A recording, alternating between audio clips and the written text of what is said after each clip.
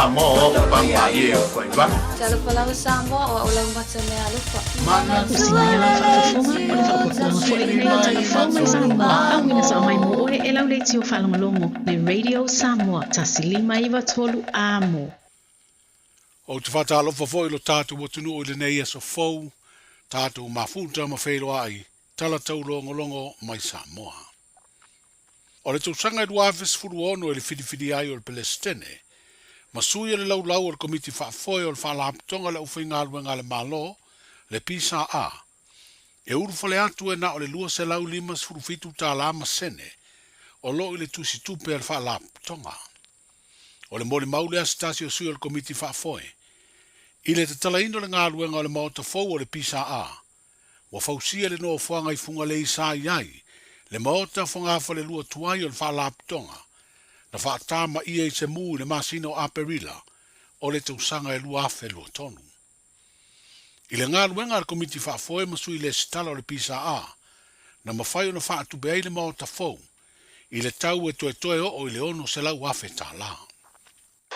O le tau au whainga atoa o le ngā luenga, e lima se lau iwa sfultoru afe, valu se lau lua su lima tā la, ma le lima valu seni. Lima se lau iwa sfultoru afe, valu se lau lua su lima tā la, ma le lima valu seni. Mo le sila fia, o le nei tupe, ua mai a uma o na tutongu. Ma o le o totonga la le nei, o le talaina o le fale tuai, o le tāpena ina, ma le suaina o le whanua, ma lona toe tanuina, a wale wha moe moe se lau lua sifuru wafi. O le fausia ina o le pā atoa ma lona whatino ina, e iwa sifuru wafi. O le tau atoa o le fale, tolu se lau valu su tolu wafi, valu se lau lua lima tala, ma le lima valu sene.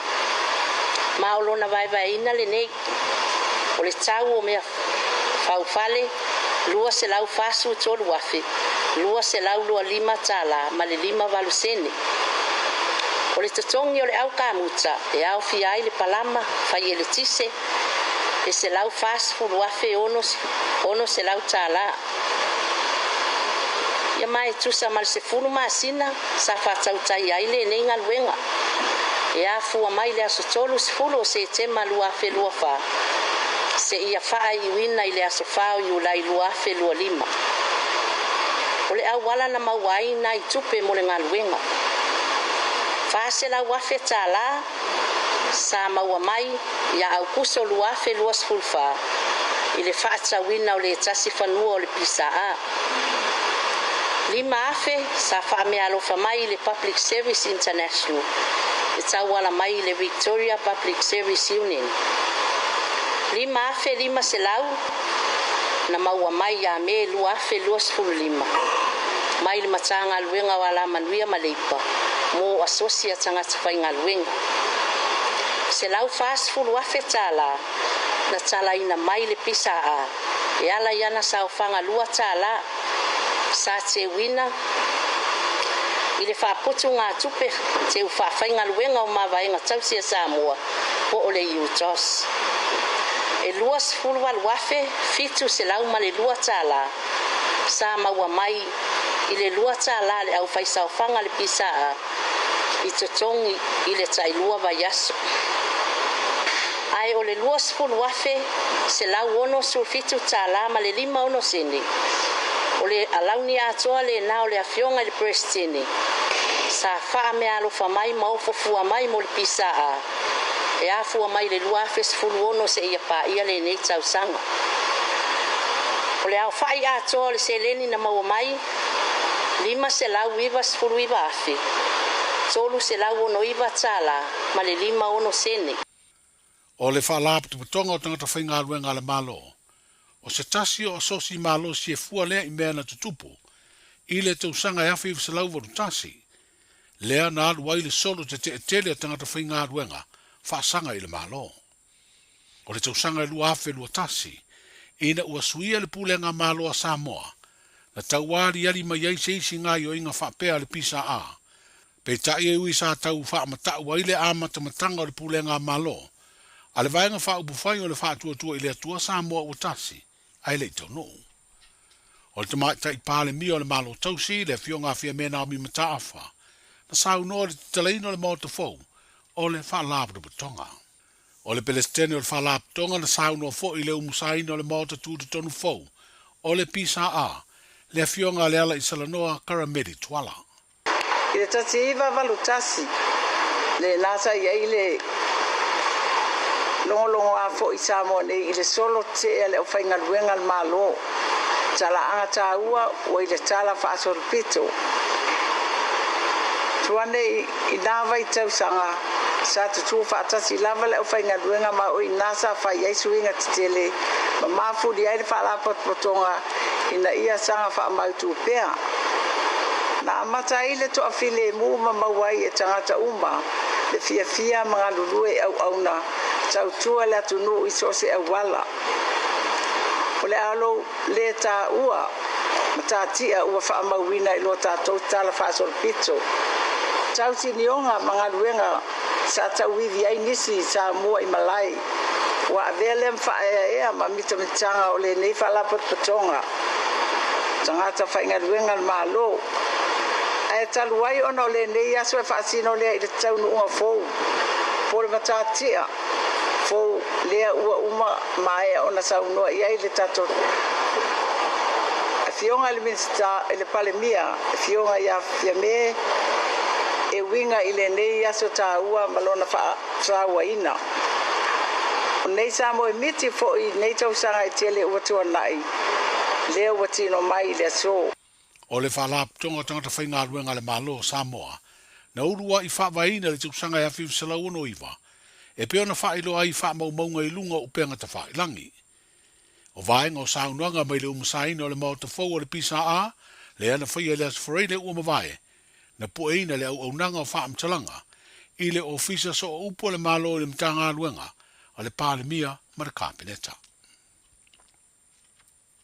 O savalia nei le whaaso talu na au mai whala wa i tele le mtanga ruenga o leo leo. Whale pui ma le toi fuata ina se whaasile silanga i le atunu. Wa whailo ai ata o ni ali i se to lua. O ni tangata anu o le atunu o Vietnam. O ni seila o se wa whangota. O lo taula i le wafu tele i pia. O le aso whao iu laina taunu o i le wa whangota i lo tātou taulanga. Ai aso iwa le masina lava de nei. Le toi mauas whaamtalanga po feo o iai i ali i seila to lua. O le isi e tōrus fulua tausanga o lona ingoa o hoangu i en van, a o le li o tau vodin, luas fulua tausanga le matua. O ta ua stasi o ripoti, o lo tau fiare tu ua Samoa e le waafangota, o le o iong tolu ono, se i vangana ua maua ia ali i seila to lua. A o talia i neile songa fua le vaya so fau, e fofonga i nai mo le vala unga mua tangi e se fulutasi, ua lu i ai leanga wa au nisi o sui wha tutu. Wha pia nisi o wha ai unga ar komisina o whainga palota. E toa fitu sui sa avea ma whai pule le paia ingas furu fitu le pale mene o wha ta ape. O lo tu inatu nisi o ia tangi. Ai to tasi se tama ita i sa avea ma whai pule. O le paia ingas furu fitu. O lo o tau aveina le tofi min stao le malo tausi. O lo o moria i se tasi o tangi. I tangi ne se furu tasi o le tu malo wha palota o ngā ngai whambaunga mua. O lo fa ulu ai se mata upu. Wa lu ia le sunga la auli le mali toa le watea polata i vau fosi. Le anga va au le sui tau vata ma itai. Ua le sitala e tau vale no fo le tu malo. Le fionga fa ulu sau fa toa Rosa Duffy Stowers. O lo mori ai fo i ma le komisina o whainga palota. E toa lua sui tau va mo le whainga whiriwhiringa le ai tu malo palota i sana whai. I fale ata wha, o le tangi le tō wha ale vena ale, wha sanga i leanga wa o le tasi o sui tau wā, le fionga Pepe Christian Fruen. Wha sare le anga tasi o le tangi le sui tau wā, o seu manu saunoa i malu nuu whaimata sua. Wha sanga i leanga wa o se tasi o sui tau wā o le aitu malo wha palota, o le tō wha matamua seu manu wa sati purufana, o se tasi o minstao le malo tausi, ai sa avea ma whaipule o le aitu malo, i le paia ingas furufitu o le pāle mene. O le isi tangi mai le lava i tu malo, ua whauru le sui tau wā o le atinganga ma tā whai lauina i inga. Whasanga i se tasi o sui tau wā, o le tō wha i a pipi pauri tā vita tā riu. O le tu malo fa le atalua, e tolu mata upo e au fiaitangi e lua ua whaulu, e le tō wha le atino u Wayne so i alo, na se e le tofi whaipule o le tu malo, ai o se minstao le malo tausi, whasanga lea i le anga waa o sui tau waa, le tō wha i au rungia i lawn pili opo pifem, ma le sui tau waa ta maa tain, le fionga mua au whaalele Mary Fou ta eu. O le isi tangi ua whaulu le sui tau waa o mua au whaalele Mary Fou ta eu, whasanga lea le tō wha le atino u, whapea le komisina o whainga palota. O le tūmalo whale atatolu o le tangi o whaulu, e le sui tau wale tō wha i a paloa Louis James Stowers, whasanga i le sui tau wāna se e le tofi o le tūmalo, le tō whale ala i le pule rimoni a yafi. O le tūmalo nganga e maunga tasi, e lua tangi o whaulu e le sui tau wāna se e le tofi o le tūmalo, le fionga le sui pāle mia o le malo tausi, le fionga i a tuala to i ei vao te vanga Iosefo Bonifacio, whasanga i anga waa, o sui whātutu e to lua o le stala mo le whainga whiriwhiringa, a le tu malo whapalota, o le to whawaa o ao salu maloa lo fipo, ma le fionga la wano muri vai lau wano pau. I le maletangi se sui tau wā mo le tu malo vai singa no lua, ua whauru e le sa se e le tofi whaipule o le minsta, o le malo tausi, le fionga valasi lua pito whanua ta fito sele, ua lu i eia nga waa o le tasi o sui tau wā mo le foa, o lea i tu malo, le fionga tangaloa le lua tupou afa. E ono tangi o lo te talo mo se polo inga, e wha lea o ngā aile a vea masui te wā, ma te talo ai fo i e wha lea o ngā le wha i unga le komisina o whai ngā palota. Ai lima tangi o lo lu i ai wha i unga le komisina o whai ngā palota. E le ngata lai na wha sanga ia tangi uma, inisi o sui te wā, ai o lo mori ai fo i mare komisina o whai ngā palota. O le wala aunga o nei mata ubu le whaamsinonga whai ngā palota e le songa fua asau, o le a whaatulanga ai maso e su e nai. O le asfareide se fululima o kuso, ua whaatulanga e whaamsinonga mawalunga e te tau na maua umai wha i unga mo ia tangi. O lo i lea tudu o Papua New Guinea de wha i di pua malu o le malopo leo leo Samoa, i se wala audia a wai se whaalinga o tomaitau musika leo leo le Pasifika. Ma o se whaalinga o le a avea o se tasi o Porokalame, o le whaamina tuina o le upeli Auropa o le 5 se fulu tausanga, o le tuto tasi o le atunu o Papua New Guinea. O whaailoa le mtanga aluenga o leo leo, whale pui pui ma le toe fua taina i ana awala o fiso tainga, o le asosana taunu uai le whaaili ma whai ai, le whaafea nisi o tangata anu o Samoa, o lo o au maui lea atunu ona o ngā ruenga. O lo iei whaatasi fo i ma le komisina o leo leo i lea atunu ona o le fonu tanga whaurulunga, o au nanga wha leo leo atunu o le Pasifika o lo tari malo ai, le matanga ruenga o leo leo o le atunu o Papua New Guinea. Manuia le na yaso i fuafuanga ma whea au masani, soifua.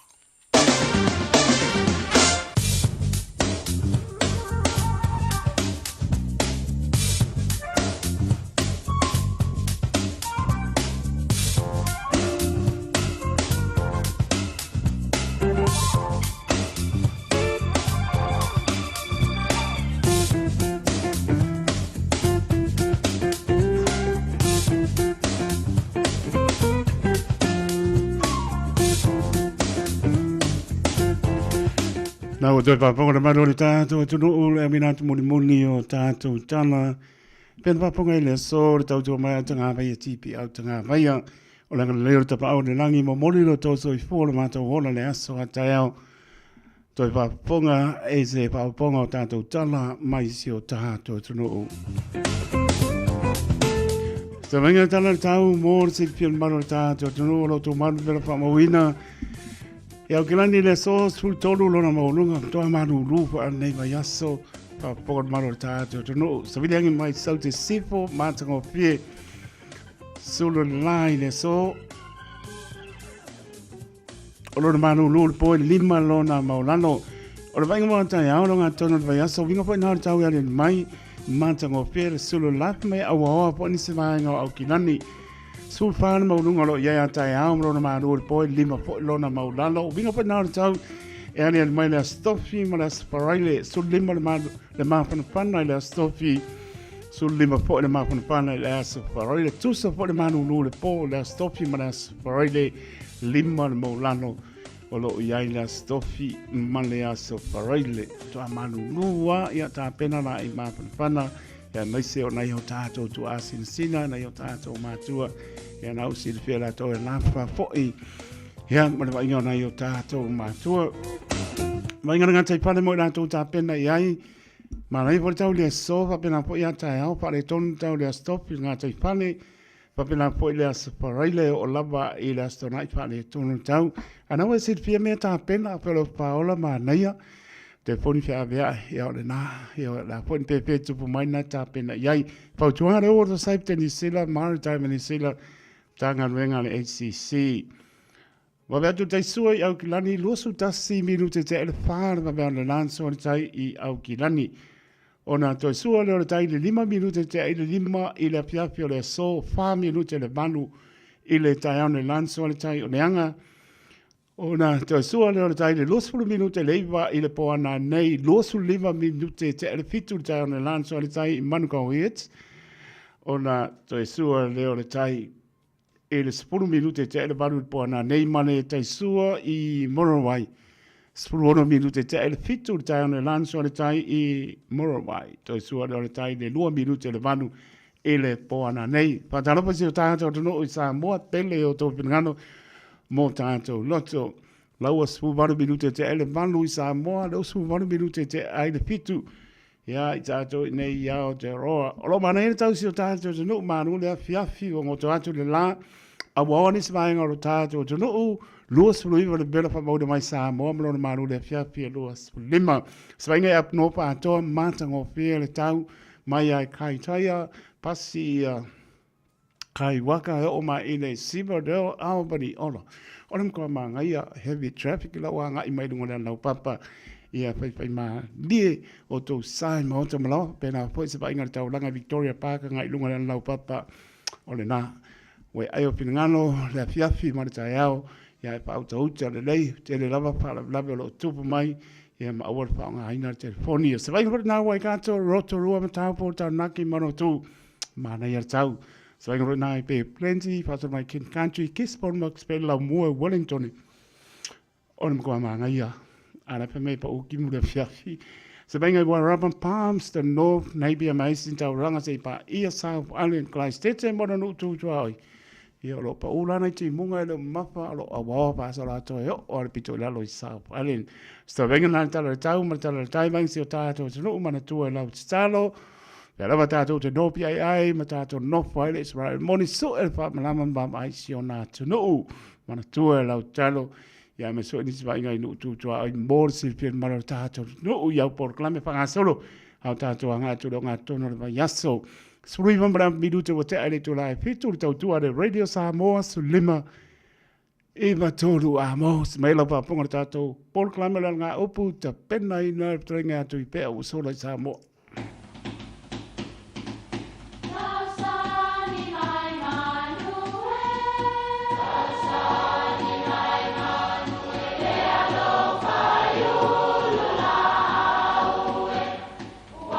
E o whanga manu I ululu o la au, awa e whawhanga I funga o la au. A o le tangata, e whawhanga I upu matala. O le mawhileo o alanga upu mamuanga ngana Samoa maona whaapongai, e a fua I lona sio mianga. O lona lea sao I le whaatufunganga o le iloa whaale aso, mai le tautua se ia o ina pule. O alanga upu mamuanga ngana, ua lanto mamanuina le tō whamanino a Samoa, mana tua fo'i, e tāo fitau muli le atunu. Ua salu vale le lauta amua a opo. O le talai whaapea sa mautanga loa langi I a opo I naona po. Ai whaia wā I le teine sa le aula. O le fio angle nei o a opo, e tui le o ngā tutonu o le tonga vao, e mamau ese malisami. Mana tua foi, o vaenga tu mata whanga e masani o na puna I tufu e mau ai vai mangano. E tu mamau ese la le nuu lea o a opo. O le nuu nei e whaalango lango I timunga e mau ai le sua vai e soifu ai. O na ofo lea e tangaloa a langi ni mea lofa se lua e fili a opo po fea o le lei ma le vai la tau te mana na oai. Awa a mana o le lei ia o na ave leo le vai ma le a ingo o lon tolua. Ai a mana o le vai o na ave leo le lei e le a ingo o lon tolua. Na manatu le nuu e mana ia le lei pe a folai o lantou fale matango fie i le vai. O na fili ai lea e tuu ma lantou le lei, ai ave le vai sa le aula, e iai vai tu o lo iai nei. Na manatu tangaloa langi, ua lape le matenga opo. A le ala fo ile na fiu ai le nuu e fatali timu, maso o na fola solo a lantou lauta amu, e tali ai timunga ai ua le toe maua se vai. O lona winga, ua na o na fola vale lauta amu ia so uma, ai le ai lava ma se timu na toe pa uifo. O upu nei, o upu e winga i se tau mawhainga ua mao luma ni tā penanga, ai le i whataunu ina. Ia pe na tau nuu foi, ai le i o se tūlanga na wha moe te tauna au sia. Se o le malapanga le mea nei, ma kua leva o ngā whaasala lau le whalenga ngei, a o lea koi kiki ale a antoa le afu le tufunga, ma i mau pase se ngau aku mamao a ngei. A ia o le mele ta ua salu vale le lau ta amua a opo. Ia, manuia lau whaasonga le nei aso Samoa.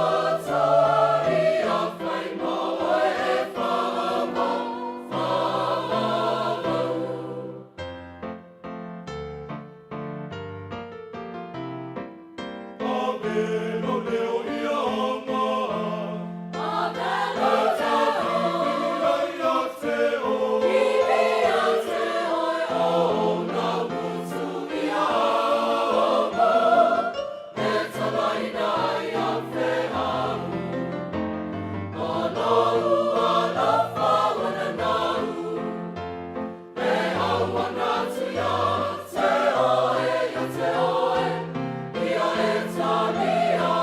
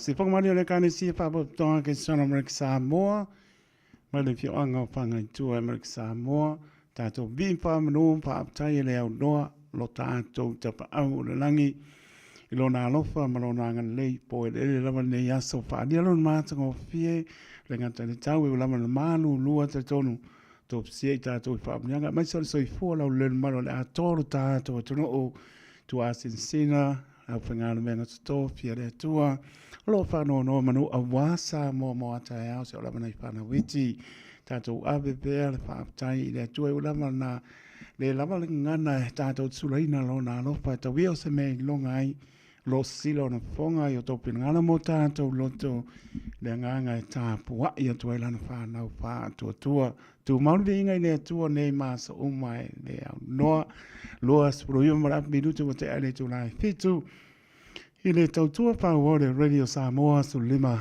i matoru a mo, nei lau leipa tā lopa tuare pa i maurunga no tātou tino o, mai lama i maunga maurunga pa i se o pitu i titi tā lopa lama, nā nore soi fua maria pāptai le atua, i lana pore pā soi fua, tau soi fua lo wola leo tātou e maputa i dungo pēa mungano le ea, i le tautua whauore Radio Samoa su lima i matoru a mo tā lopa lama, Patalopa ya pa awur tala leo pa tuna pa ulia so stapa au joro nei ya walama tau swina le vai ole ola to vine pia ni nganga mo ye malon malo o forofa patalopa ya tunu malo le tunu malo le pale mai le la mai mau atu tau pati mai e au mo le po ya nga tele o au joro nei talia ino tau tua le Radio Samoa su lima e matoru amo tau tua mo e fitu asa le vai aso lua aso pai tu la ta lofa lama e le pangaruina po le malo le aturu lo fata o toria ngase o le tino so mauta ngase mauta malawa o poroba mbata lo fatu le auso tu fa fino tina tu le la tu fa salanga mana tu pe le talo ai la ngona salamo fo i mai tato maputa le matango fio le tato vo le paulo le ala tato te manu ia lo fo te le atu fata lo fatu tu ringa o to fa salanga o lava nai fa na witi ma no tama mtaine ya onga nei aso wei un manuia au ni ngano na fa tai le tu wei manuia to pe lo ai nai matu sa tani mawatu ya fe ngai ma onga nga te le fe ngai fo nga venga le toro tato so na no la mal panel malo le toro wei fe au nga venga la to sa fe ngai nga venga ma lo la mar tau le fa ngo fie pe ngai mo manu lu ye pa pe na la mo ni stai mi o tau le uso na manu lu a lo fa mano si o mala so e fia lo fa vai o mo lo aso e pa no ya ma no nga lu ni se ba ngai fe au nga venga le fia ya a fa nga ina telefoni lu ngore ala pe la mo tau langa pe le Radio Samoa tele un fa na lave onga tupu mai ya ma po so i fo no pa ta mala o ta tira o telefoni sa nga le mo ta mala le me ta hore na ta hore ron le mo le pasia mo ni ta te no po ai la sa tam tau mlanga bani ya tuli pelo sa ya tanga i mar mla mai lungo le ala mai se fa ilo nei se si lungo tu la fono fam ni le ni mai se ro fa sa ngon malo ta to no lo so 1 minute ta le tu la malo ta to programme ma san ya va pili a poleva a reto le ola sunga le pa ngai ga sana fu mo ma kapita lungo sa tua ale au ona ile nei foi po ya tartono lo mnia la malo ta to no na minute tala ta to leina o aso so for malo ta to no morin pa malo pa tai penga ya le ato sa be Harrington ma lord to so po etia manuia to foi mai po le penga ni ato sa be Harrington ile so ata ya to te maputa ya pe ma sane po la na tua ya nga ifo fai bolas se va vai pa iska ko música le vanga o vai aku e kamo pine euro pe oia ka koro ia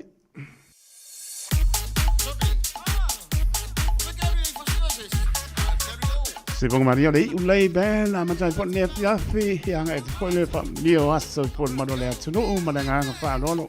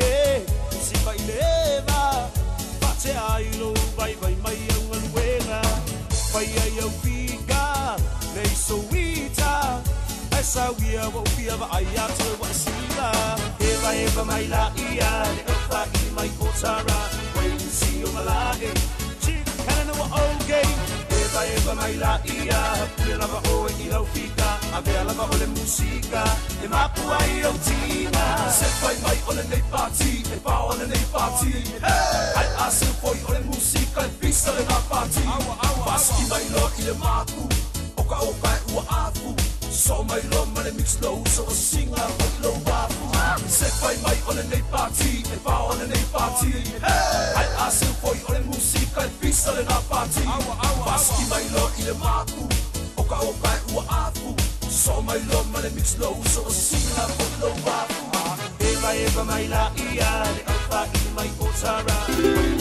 Na alofa Samoa Wa ule nei o kasu ti alo A ua sui ya ngila wa me ki o A eva mai le se furu lima iwa konu A mo Radio Samoa E bela a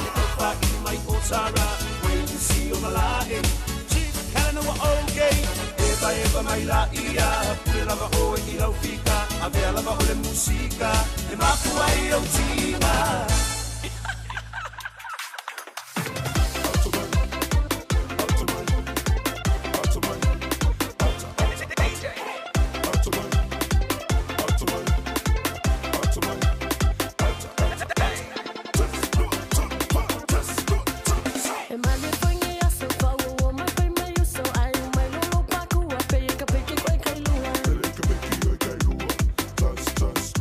I like it, I like it,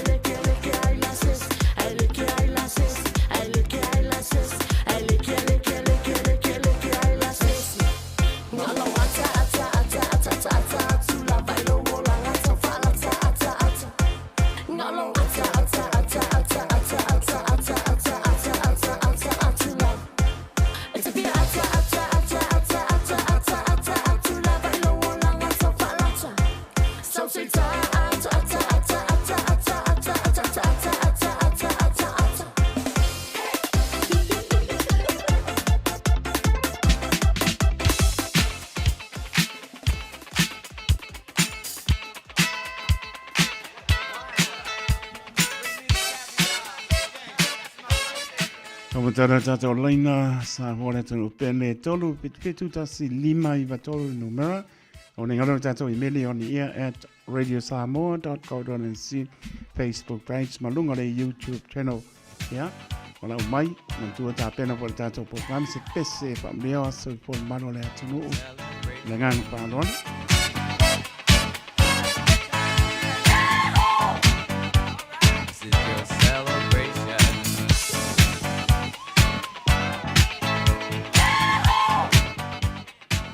Mō mano sao no mai tā lopa? Tā lopa taito. Ma lo le on sai mai, mō tā no? Ia, o le whamanu te lea sa whanau se o tele o Malia Matalena, muli au malu silao I ngai o tā o I Papakura. Nei a toelo na tōru spulu tā ona tana sanga lulu soifua. Mania pele tu ea teia mo no langa wilu manai. I whaftai lava, mania fo leo fionga. Tai lava manu le fiafi soifua ia. Soifua, mō mano sao no mai tā lopa? Mō mano sao no mai tā lopa? Tā lopa, sunga keko. Ia, ma rono sei mai tā mā mō tā manoa? Whastai mo le manoa. O le whamanatoria whangau so ka singi, so ka songa, le kālo mo le awa manu Samoa, ngoi a Nico James, ia whamanuia le tua, mo le aso e tele, e se whapaponga mo le alofa mana leo le tua, o le tātora nei waitau, ia manuia lo aso soifua, Nico James, ia whawa le alofa leo le tua, o le tātora aure, tālo ma le awakonga, ia Niko, ia manuia lo aso e tele, ia whamanuia le tu mo oe whaftaia, keiko mo le wanoa. Alo whaatu manuia malo longo le pō. Ia whaftai lava. Soifua ia, soifua. Nā no laina mo le spas fulu se kone. Vais tato I meli a le lo pese lo.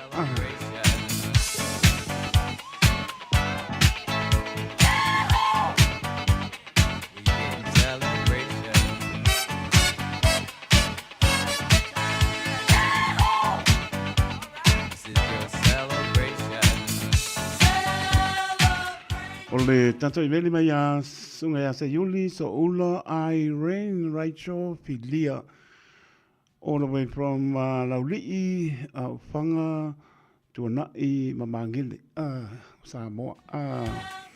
Everything we give thanks to the Lord for His goodness and kindness to us. Today is your birthday celebration, so Ula Irene Rachel Filia. We give glory and honor to God for everything He has done to you, my big sister. Here to another year filled with health, happiness, love, and success. Remember, honor the Lord with your wealth, with the first fruits for all your crops.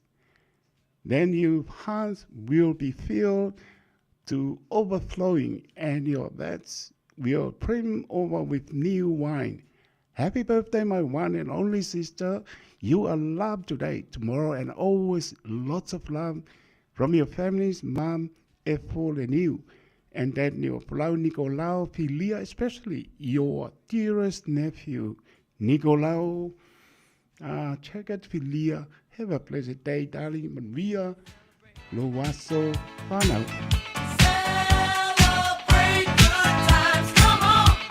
Nam no tatou leina mo le 5 se kone bola. Koe vai pois ka koe ni.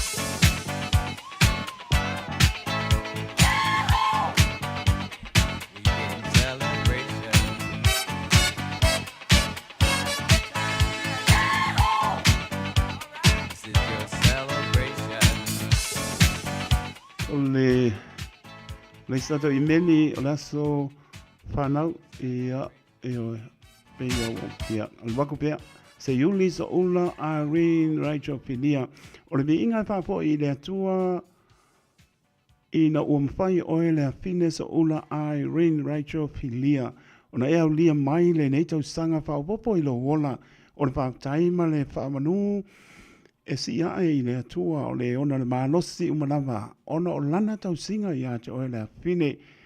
Ia e manatua le moa ngana se tasi o taitai, Dr. Nelson Mandela, education is the most powerful weapon which you can use to change the world. Mana ia. Ia manuia ngā nuenga i le nea so pui pui malawe ina oe le atua. Alo whangam whamnianga mai a male Leroy Cheyenne, loto ngane mai sa moa to le fo yo sia, le new ango alio ainga, mai masele whapeo mātua e fo mani o polau. Te o niko lao filia, ai pasitidi ai lau pele o niko lao jacket. Ia mau ainga uma o lo ta ape, sala lau i tu e fia o le nei lalangi, familia le atua.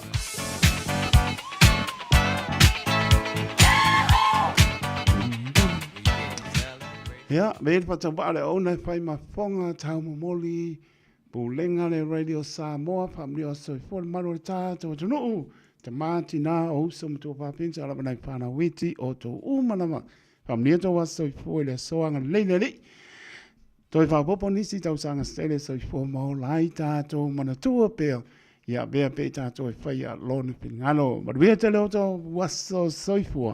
Happy birthday to you all. Si pōng mari o suao Felice me kaile. Pele ai asa me alofa e manatua le alofa.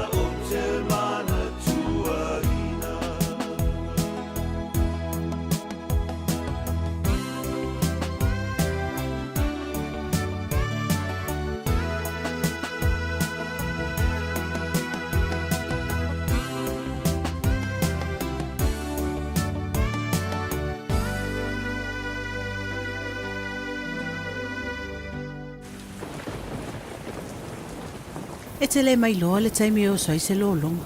O e sauni. Aua e te whaatali se te tele ti munga. Ave ese o te ota mai tali vai o lo mauta. Wha maule le ilalo mea tō tino e ono wha aleanga ina. Whai le leito fuafuanga malo ainga. Mo le taimi o a wha malo longa.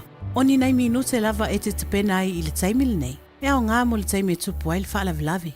Wha mua le saunga le mua o e malo ainga. A wā wha lavi wha le natura. Tanga i ane le aucklandemergency.gov.nz/floods. Mo nisi whaamtalanga.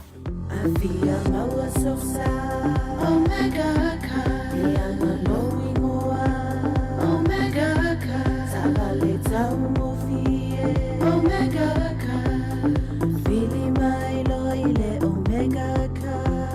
Omega Cars, lua selau Cavendish Drive i Manukau. Po le telefoni o iwa lua fitu 5 tasi lua.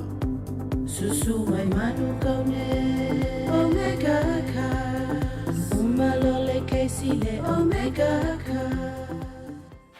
O e si la fia me e whaatino e mawhaiona e umi ai so fale motu le lumana ai. A whai fo i so fale motu, o e si la fia me whaiona whaatino ni isi o fuafuanga e whaonga aire equity o lo fale. A wane e misiere por kalame o le malu i fale. Ia fiafi o soruru ta itasi le se fulu e te aile whaa.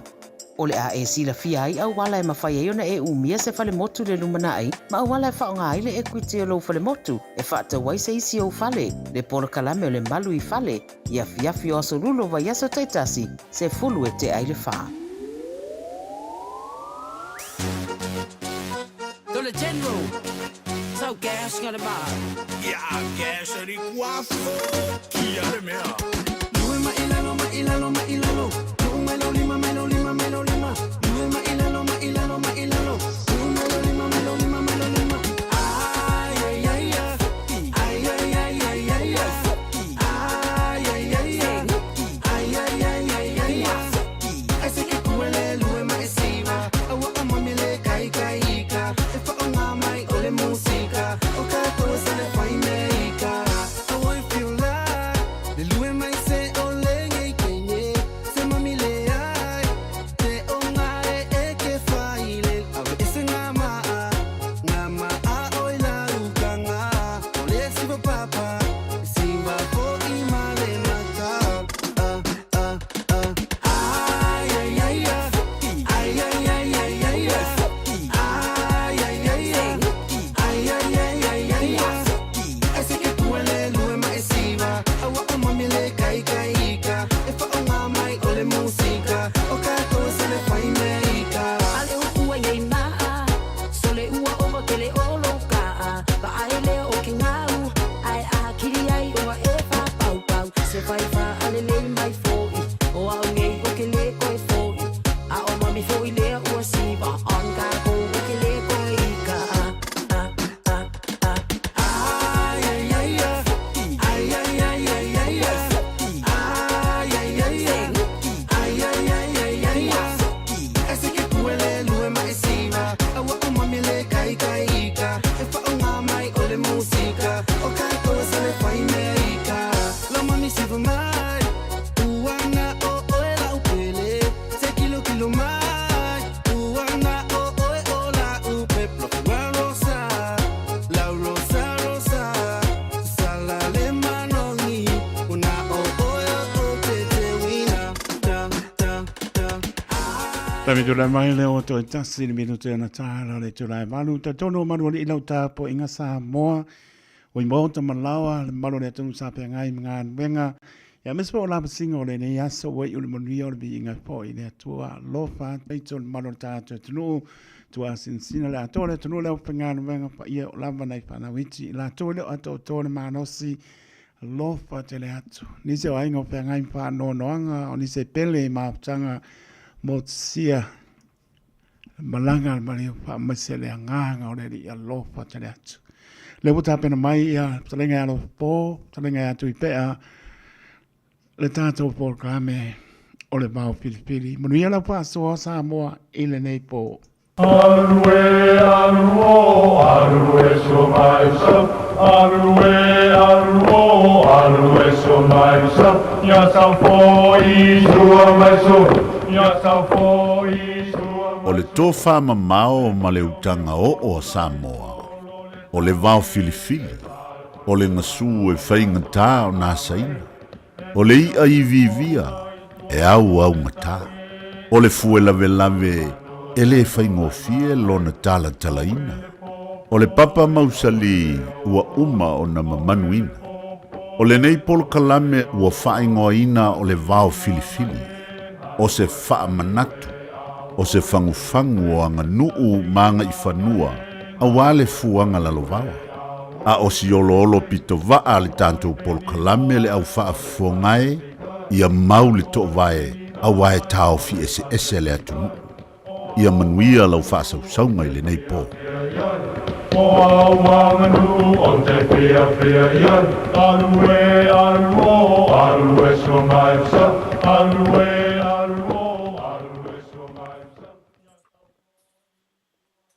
Malol soifua. Soifua muia. Ja. Manantu o lea ua tau toi langa tonu e peo upu le si tanga fita ma le fitalainga I le ainga sale vaiolo. Pa ia sa o nei tae au na liliu. Aia lea ua whaifoseu Samoa I na ua lalafo le taulau mea. Ja. Wa mana vai toa ni tunga a ni tunga o le nei aso. Ai whae nei ia I talitali mea sewo le nei aso ai sei. Futi alo lupe. Na vai I lupe maua au se unga ma whaitau whaapona o ngafa ni manuia o whaiva le nei aso Samoa. Atalo whatu I whioi o le tala le lei. Le pa ia I le tua inga sā ma whaafenga inga tutofi o le langi. Lo tau sāu tia I le ala o na o nganga o tangata ina ia maua le wha o le tanga. Ma lo le ngā lue. Ma tau te talo pia ia whautu mai langi lau tau tau whama mao mo le atua malona whina ngalo. O le papa mamanu o tupu ma tamalii. Ua taoto e le to e amuina pe vaneina wa o se alo ua iai o na tapu a whanua. Ia, ma itu le loa e leuina o lantou sā ma whainga. Pa ia I tama ma ainga. Ainga fo I ma lantou tama. Ia, te ngane le fue a talanga tau whale polu. Malu yang tu mua mapule I tu au mana tawa inga le taima le wa au fonti. Ya. Ava pefo yol tato uso o sae. Sua ma le vai whanua o fo mai tu langi sa ole ma sa leo mua ma le lau niu sae. Ua. Hio la au na mutasi ma. Ali fatui to ole. Le fan tolu ma upu le manua tele. O te manatu o pa ia sa o ia o Samoa mai manua se ia pa ia whale alupo. Nei po mātou te whatalofa te le atu. Ia, ai alo mai o le tātou polo kalame fo le nei o le vau filifili. Filifili le vau. E au pea ina whamanatu atu e filifili le vau. E le o se to tasi se ato toa. Ia tātou whasoa ma le malama. Ia, matalia le nā moni a wae. Matango fie fo nā o le tua e. Tātou te tasi a o Samoa. Ai whelanu lanua I a mata mai lava I finangalo maloto. Se ia o I matiu vai o lo tau so I fua ma le ola. E le mawhai o na anto toa na o le tua e maua iai le anto toa me uma. Ia, me le talo tuai le tanto kalame o wa fili. Ia, ia maua so finangalo whasoa whatamali. Ia, whai mo tanto na il ne fiafi. Palo whasa le aula. Ai ko mo mia tu pea. Aro hoi le usa. Ia mga kua. Ia, fitalei. Ia, le ia hoi ngama mao ia. Ta kou hoi. Samoa ia le lapa e mau maisio. Se lao e te whasoa mai ka kupo kalame ia malo awa sa so kai hon mo le uso va tu fa fonga mai le tu ya se al malo ya o ke pisi au manga ngam tiute ai lo na pe tu mai lo na awe long suol tato po kalame se taimi o le mai ona fala velave ya le tala fe ngai mo le taimi o mai ai se na ngal ia man to fo ile ko ni sila ko inga o le o ma va ro ngai mer pongi mer ko inga ia o kele lava o saula le se ava no kala inga ia se o tato po kalame ale o mau pele ava no vai sama kan go ngel fiafi fam sa fa maru mai family mai ya ke o foi tu pe ia maltato por kalame ya ai ma volta tu pe tu foi fa mai senga foi le ma tu taulangi a taito na lesa ma o tu on malo sion tu a tinam tu taito ya tu fa mai senga o tato por kalame o le maua o le ese taimi tal fe ngai o tato por kalame ia le mo sia lao tai tu foi fa mai senga ia te le uso ta uso at malo le on sa malo ko tau si matua o malama le tau singa ia te o sunga le awa o me tua ia me se foi ona i uso to fa finde ia talo le tua el tono ale nganga mal fa mo wa o ia awa le lei o tatu te pau langi a so tu a ai lava na tu foi wa to e feilo ai mo le toina sa fa intar mo la ola iaso tai lava se lava lo poma tu pe a tai po malo le atu le pengan venga ma tu pa le ngang foi me se fionga i pa tele wo mai masani ya le pulenga le tato radio Samoa ya le lama ngana taito e pa tai ya le tu fo le langi la lama se me o tau au punga la au la tu e pa ia pa tu mo e le tua au ma fana o to alo i mata o mo tu pa pina mo uso ono pa mai senga mai la penga venga mai se la mo to wo after le po le vo tato ma puto to fo i mai ya la vai anga le li le singelon fa mauni o tato ma sani la vai vai le so tato no moni le nei le la vai fa me o tato to maolo ya le ori mal fia pe ma vai so i fo mo lo tato fa ia finga le tua e pa tai ono tato proclame lo po ma siamo le o mai to pa senga ya familia por clame a mese mau pela auto fa ta la e fo ya me sol pa sol maro le tu ya nga fo i mo tu planga la ai maria por clame nei po ma tu pe fa tai alo fa tai malo sa talo ile te ftala i lo po tu langa yo le o tala fo ile ne tau fa ya le o ma wo la va o sa no ya le mo tu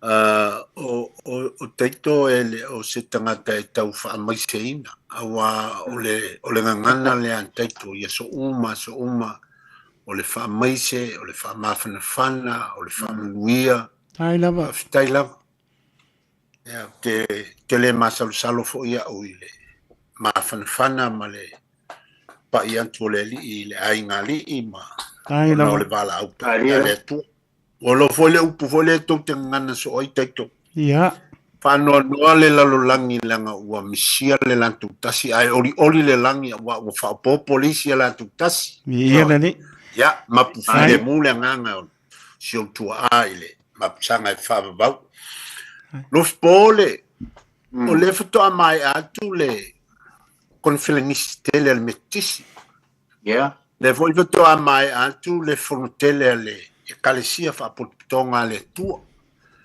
ia ai le mama tu foi talu ona mai atu le fonotele i malua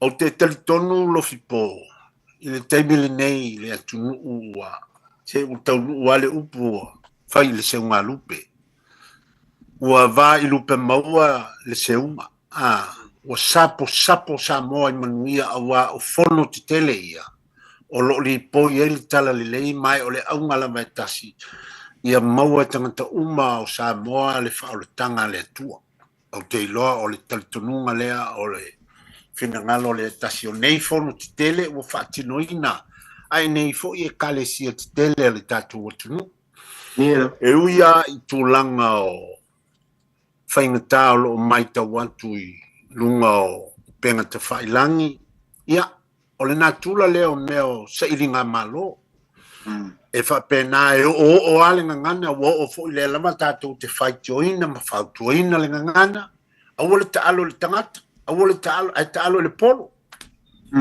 o so fai whainga e a wole o so fai e tangata ia e ui o lea tanto te talitonu e whai watapua ia Samoa o no le ngā luenga le au whai ngā luenga ma e kalesia iei fono te talo o mafutanga o te loa sa mori a o tulawa Samoa I luma o le antua I taimi uma o nei fono te tele ia whaamanuia le antua tele le vi inga o le antua ai whai te tia vi inga o tangata ma le seo mea tātou te whai a whaafitai I le tai o kalesia ma ngaia ma tangofia le ta mai ta watu foi o te mia ta te fia I le upenga te whailangi ta te vaaiai mea le lei ia mai le uma le tala le lei a o isi mau mea ia ua e a fo ia fifi mai en kitonu ia ta te malamalama I tai upu whai a lofipo o le natura leo upu whai ma le saili malo tangata ai a ta alo ai le polo ma o so fai whainga e wale o so fai e tangata na mane ia leo le talo o I lantou fo I wami o I le mea o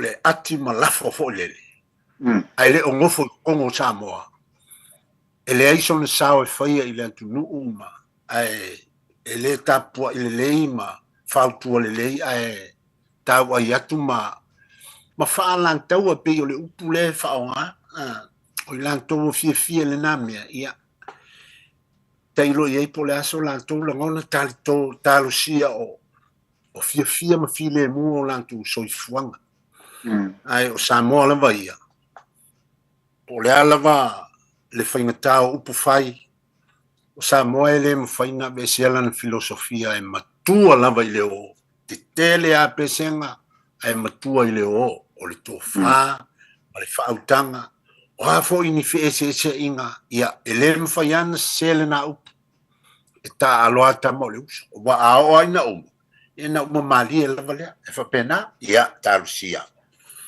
ne leo te whaia tuai ua va I lupe maua lono inga o sapo lupe maua o no whaiva e kalesia sa alo atune iei umanui ai Samoa pe o lau lea tala no antu ma lau la ta whamalo I ta ima lau whainga luenga pa ia le tua I whatawhai taulanga sa alo I alantou le lipoinga o le tala le lei ma ta upu e tina e ai e kalesia wa a le leina tina e kalesia o le malo ale na o tangata na ia o le taitale fia I le nei taimi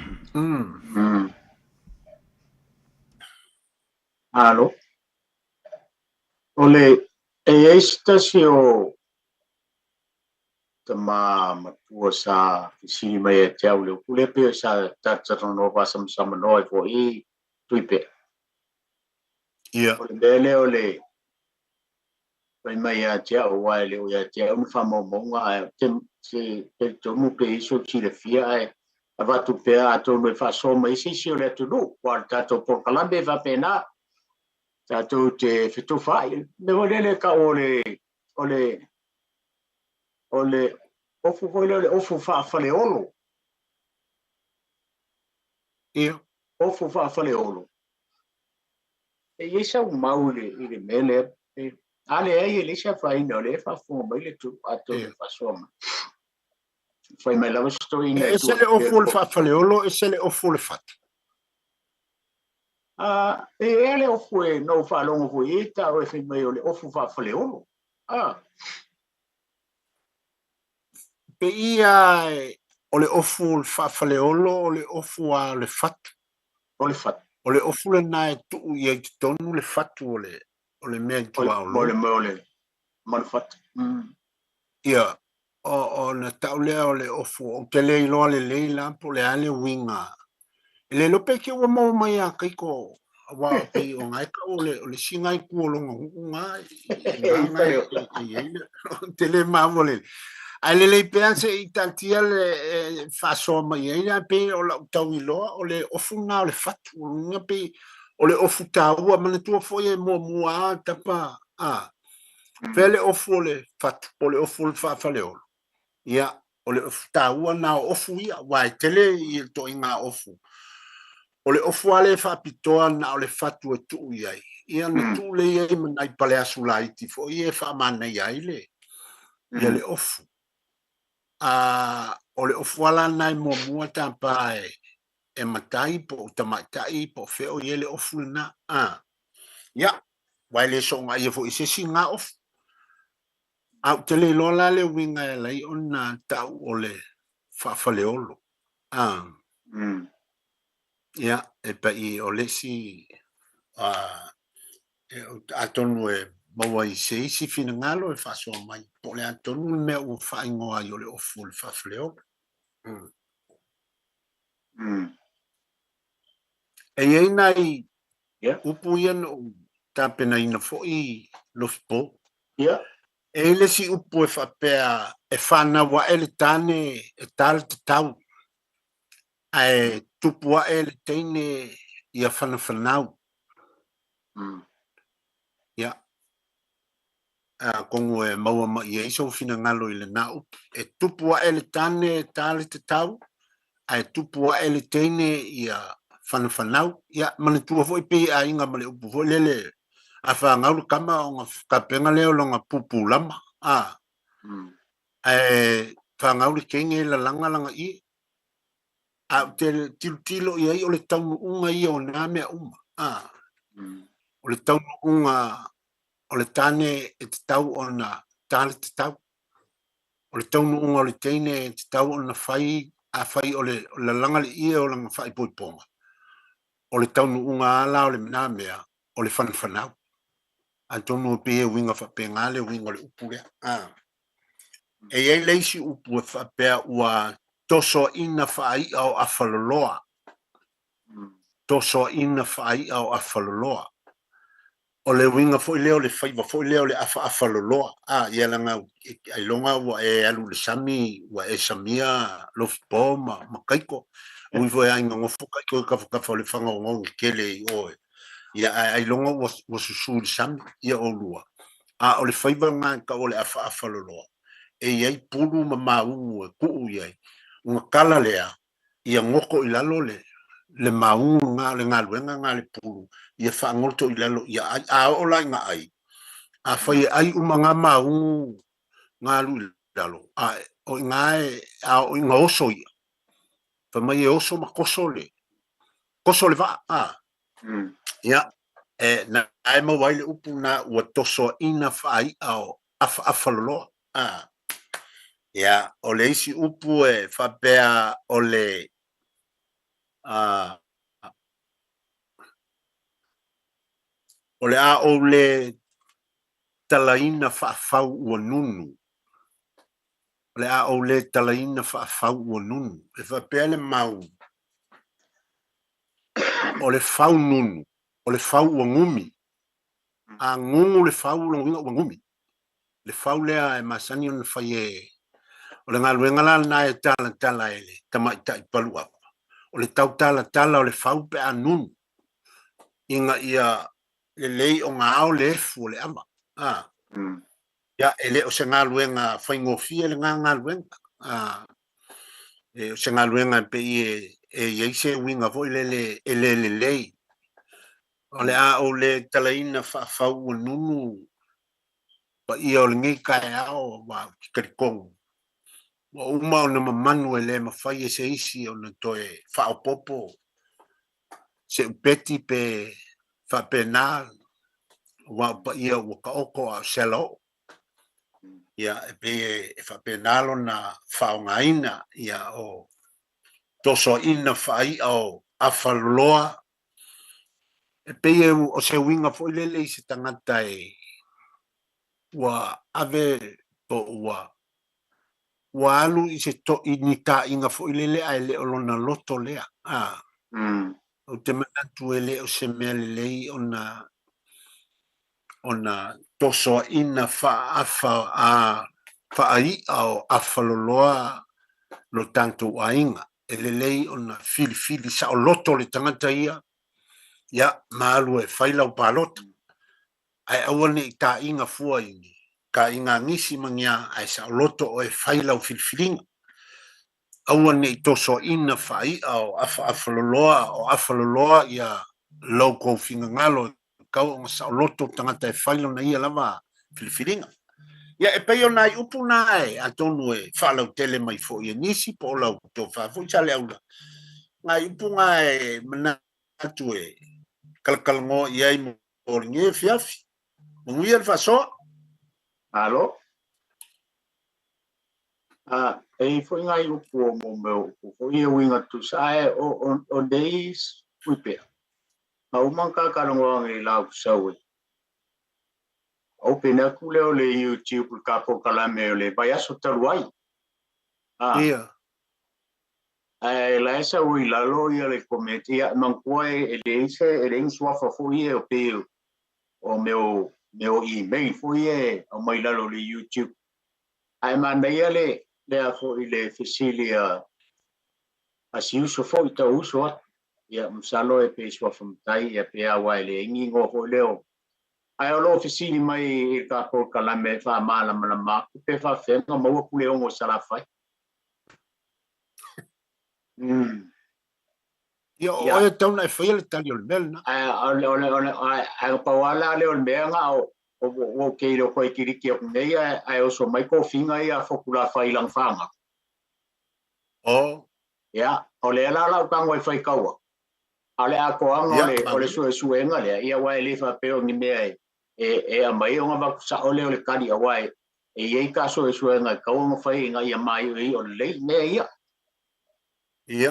ai le ia fa makari a ku ba ne fa fonga mai o tatu o tu le mafuanga le amakanga ai o le vai so fo ia o le la sa i fo i wai e ye le mele sa ku pu i palaudi e ho le ka o le pa o mea ku pe ai ho ti pe o inga le mafuai ia ai o le akoanga ia se mo art ai nga fa nga fai ka o ko finga ia i le mafuai o nga mai pu ia wa le si le fia le ia le tonu ia pe ia o le funga mele au la so nga pu le o ia ile mali to ia mali ko fai nga lenga o mai ia mo pu le ia rua ia sa fokula fai ma ai o i lang ka mo i lo i fui faku o ko finga ia ko inga i lang fanga u fa pe o le kufunga o le li o inga o le a fio lava i sa fokula fai mai pu le aku ngai ku o sa fai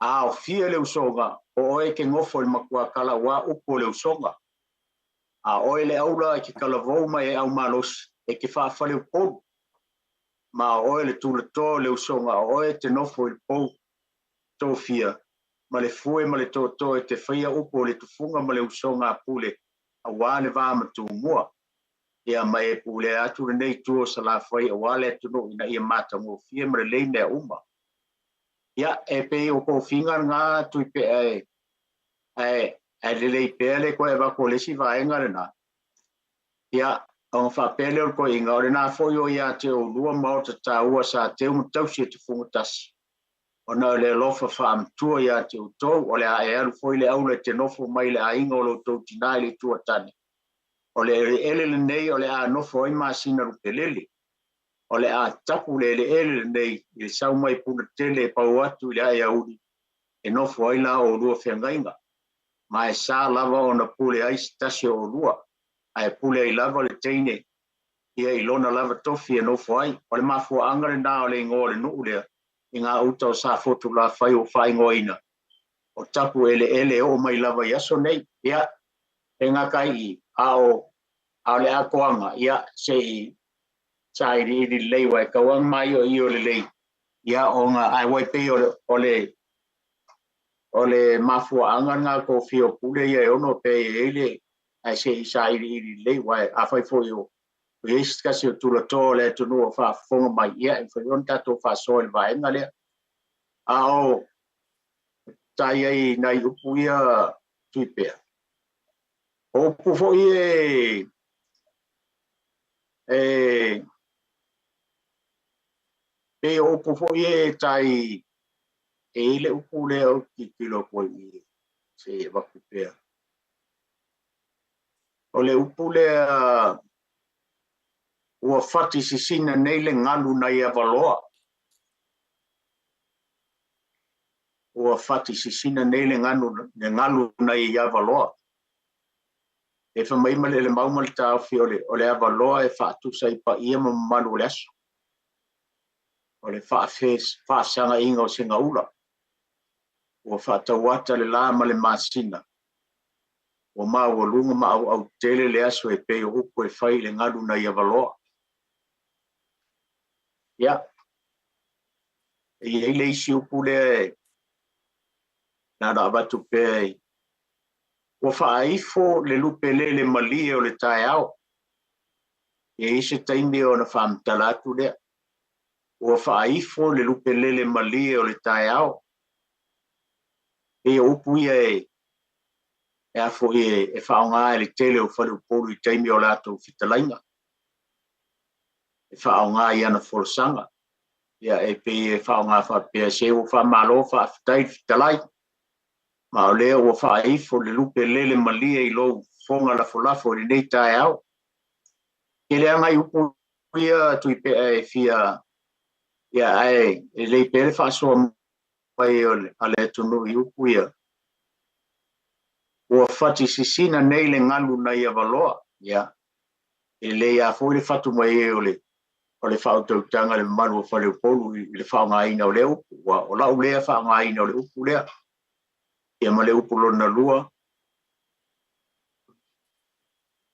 Ua whaaifo le lupe lele mali o le tae au. O le isi upu o le a mua ia o na o taia le turvao ma o whaapoi a wapa ia ma manu le asu.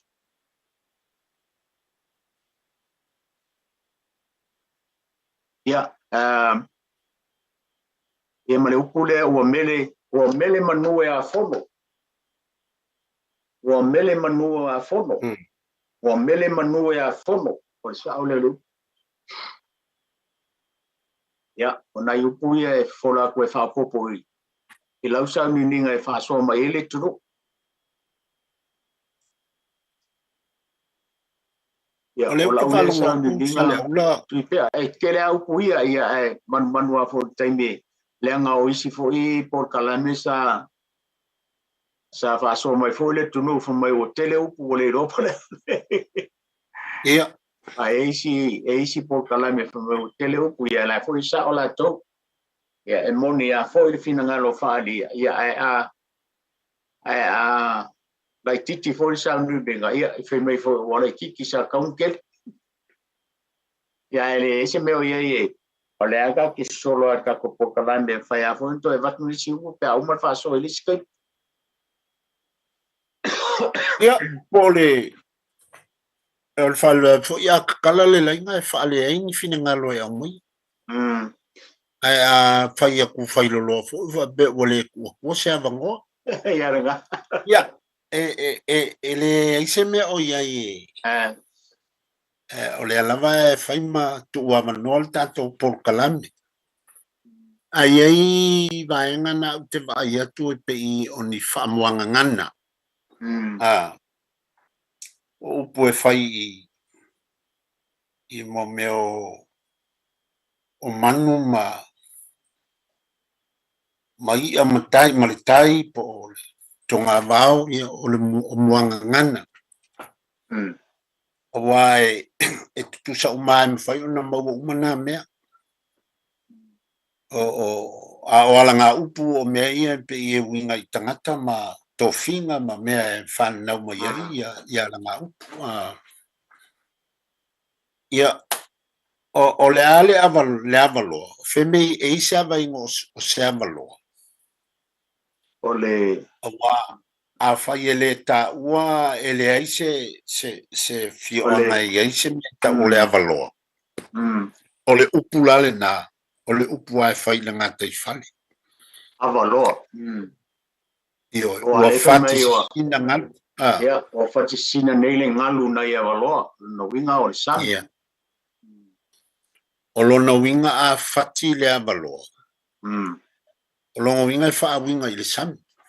O le sami fu le wha amatala e le au mantua ua loa le vasa.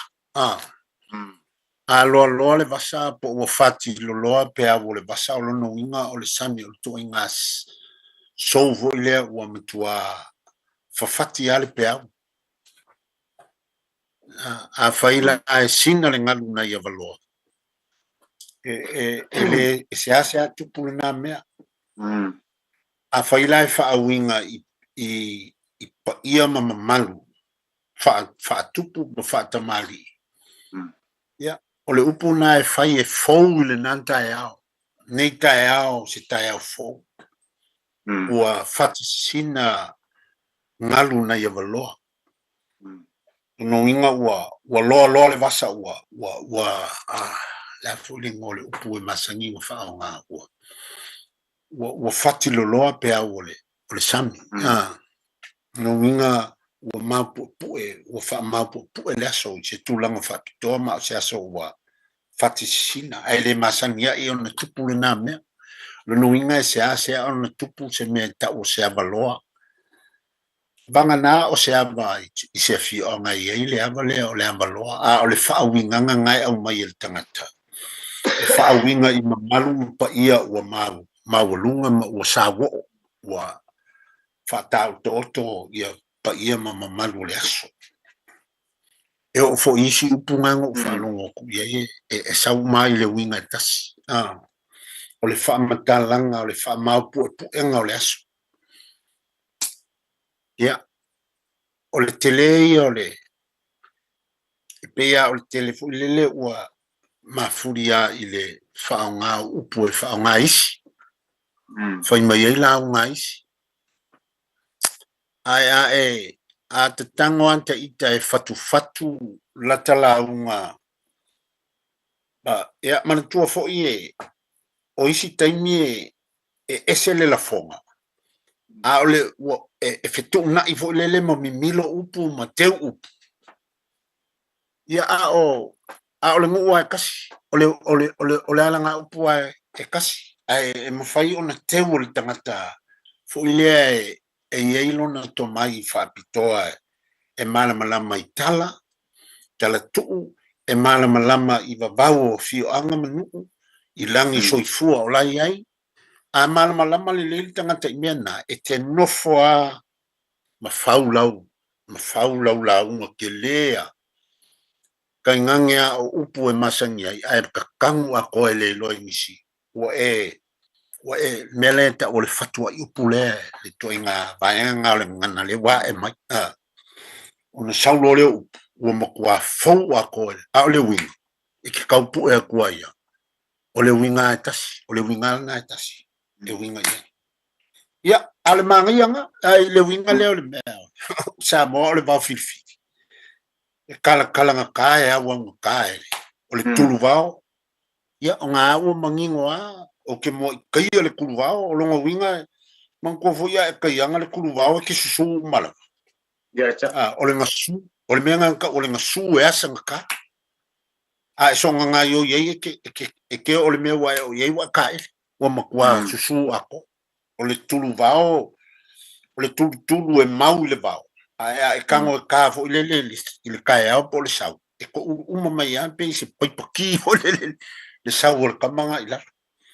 O le tulu vau a tā la e multimoa e ngasu le. E te asa inga le ngasu o le po le tulu vau. Teia le tulu vau. Ia longa winga ke kaia loa sau a koa le susu ma le afu lai ko ai lungo le laula au i lalo ia oe.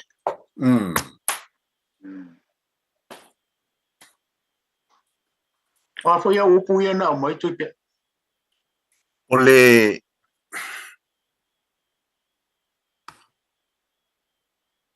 ua tosoa ina whai au awhaloa. O le moanga ngana e whai le whaiba.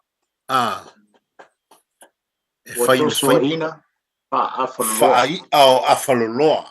Ole me fo le ngo fai aku a kala le afa umia le pe afa ke afa afaloloa. Lo inga e kala lau afa umia ale afa ngai ke le mo meo maungu fo inga e mapuru.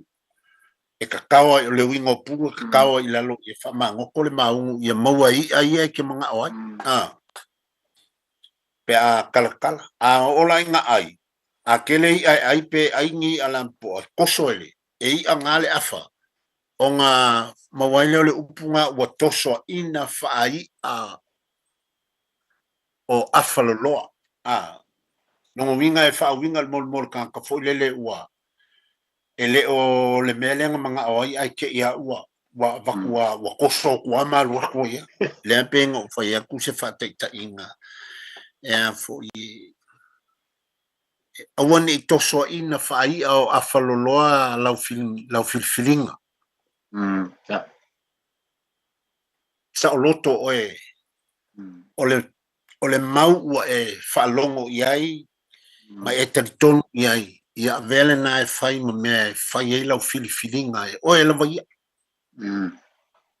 i le sui po ole pati po ole ale mea te filifili e te palota iai ia e sa o loto e whai lau filifilinga awane i toso ina whai au awhaloloa ya pe ole e me fai na ave sem ta upu goile fai ngo fia la e pe o fa fai guys io e me fai ngo fa ngai na e kala ngo kala sem ta fai ngo fia ala fa fai ka nga kala fa umila afa olo mga o ye keleng yo ai mawange a wa kinga inga ai le ole nganga renga ko soi le me fa finka al me e fingo fial men na o ya sa yo mana ile la le si upunga ole si upu ole o tele talaina fa fau wa nunu le mol me ole fau anunu ole fau wa ngumi foi mai tala o ngumi e fa winga le fau foi le palu ava ia mangkua kan ke vai ai le kele o fau o leva ke vai a kwa vo le wa ponga mai le fau ele inganga umanga fa nga kau ai le kala le ale usa ungile le la fai le avani ia le menga ai ka mo fai le kengi ia mo kingo e kala le ava ia le fau o le fau wangungu o longa winga ua fili fai e chef ua filia ua fili wanungu le fau longa winga e kakau nga kala ya na e fai mai o le talaina fa fau wanungu pa ia o le asu longa winga e musu e kala fo lele kalang yo ka folang ni fala ma kalang yo ka ngafa ma o kulanga fai ka le asu ya fai o bena te e winga ia ila fa winganga bang ile ya ole upo ole tuipe ole ka kalango pele upo le wa kele a winga isio tupulanga na lo va ole upo le masa ni al fa ngai to telo tatu fo le pun I feilo inga e ole upo le ole asa o mau le upo le o sa le va na tinta o mai le va na tau a lo mau pe lango le va an fa fola e se kala e fa winga le tapu inga le fel wai masangi on fa nga kele upunga I feilo inga fo ie fio anga po e kalesia o sa le va anga kiu fa winga le va anga malanga tau mai le va anga kau o le lava mau lango le va la fa o le fola e te vai I me fa I filosofia le ku ia e fo I si tangata la to te fa winga I fa nga wo e o a tene matama pe un upu fo I fa sufienga I ka mai ka ia o sa le va anga ki ka mai le va anga kau ka fio la nga le lava ma maulang o le va ngai fa o mai folau ya ma e pe kai folinga fa pengale le ia le si mau ngale mo le ole o mo meo o sa ilinga o mo meo fale tau tu fo ia sa fe abe i mo meo va ama fai nga malanga sa si ia fale ka ku ngai ngai upu va bengai e fai ngai solo va ben ai pe ia ma fa nga tele e fale polu tu langa o filo inga filo inga ya e pe yo la ulea kilo yo ole la ofisiri wa e e sta sina fama tala mai ante ele o manino le papele mau ole kiunga malia le ai tui fiti na fama tala e ante ole toi mai ole tiunga malia le tui fiti na lui ile atu ale pata ia ile aiol tui atu al te falongo ye Fapela ainga whakari le tui atua le kaungu mai o tui fiti lo na vana sau tiu mali. Lo na whaivar nā tiu mali le mafu ai le upule. Fapela ia a whio mai o le tui fiti o le sa e tiu mali le te tau mai. Ia o le ai e maualang o le vana whao folau. And le kala le ai le manino le se tala ale amkanga le ole na forma fole to ina ya tia ole ya is tala en falong ole mafu anga le ole upo le ya ti is tala atol me ale melen fam tala ma ya tia le ole winga ola ofisili foile le va to boy wale fa fonga mai foile tu atono foile lo ise ma ole autu le to ale tu winga le mafu anga mai ole upule mai o le favor tiu mali o le tulfiti na malanga e au patali o le tuia tua ia le pat. Ia. Ia. E va pea o le ia wa o le kala o le ala o la ufo ina ngā whaalongolongo i le isi mau. E fo i mai le kui fiki ngā sau i le el kama ka inga ngau yele lo ko ku fiti ya ole ku yang ku ya lo ki umbe mali e fo mai ya le ku fiti ya wa umanga mo moel ku yang ku male te tulo mal kama ya on fa ele upunga ai sa wala ngo fo ku yang ku ele lo ku fiti ngamo mo mal kama yang vai le punga ya vai le va kiu ka mai le va nga ka le ai ke ko fo vai a la la va ma lang o le va ang fo ya fo la fo ya ele lo ku fiti fo vai sa mo a sa ola sa ko lang alo malo va ya ole pe le winga nga la kala pe nga fa winga ni fa nga wo ni me fu nga yo pa oli makamai kai ala ka falonga fo ye le kala ke le nga fa nga ya awa ke le nga fa nga tu la fale fa nga ile le felo inga o ka mai le va ang kiu o le fainga malanga ya le la vai maulango va ang fa ya fulau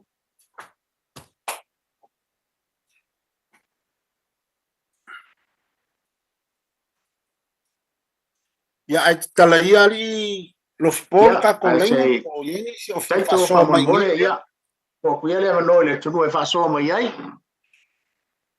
man fa lo to no el pala u mangang pa lo tu pe ama lo po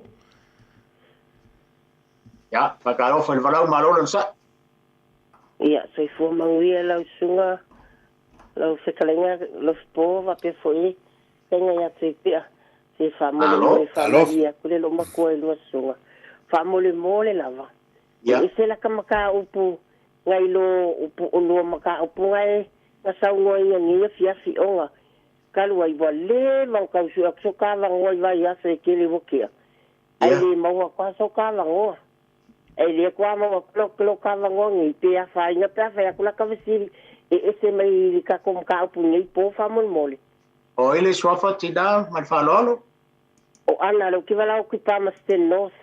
Oi, ya. Ya mai ro fina ngalo. Se fili mai ya ka ko. Fastai la vai lo. Te talenga fa mole mole. O le vesili fia mala malama. O le maliu.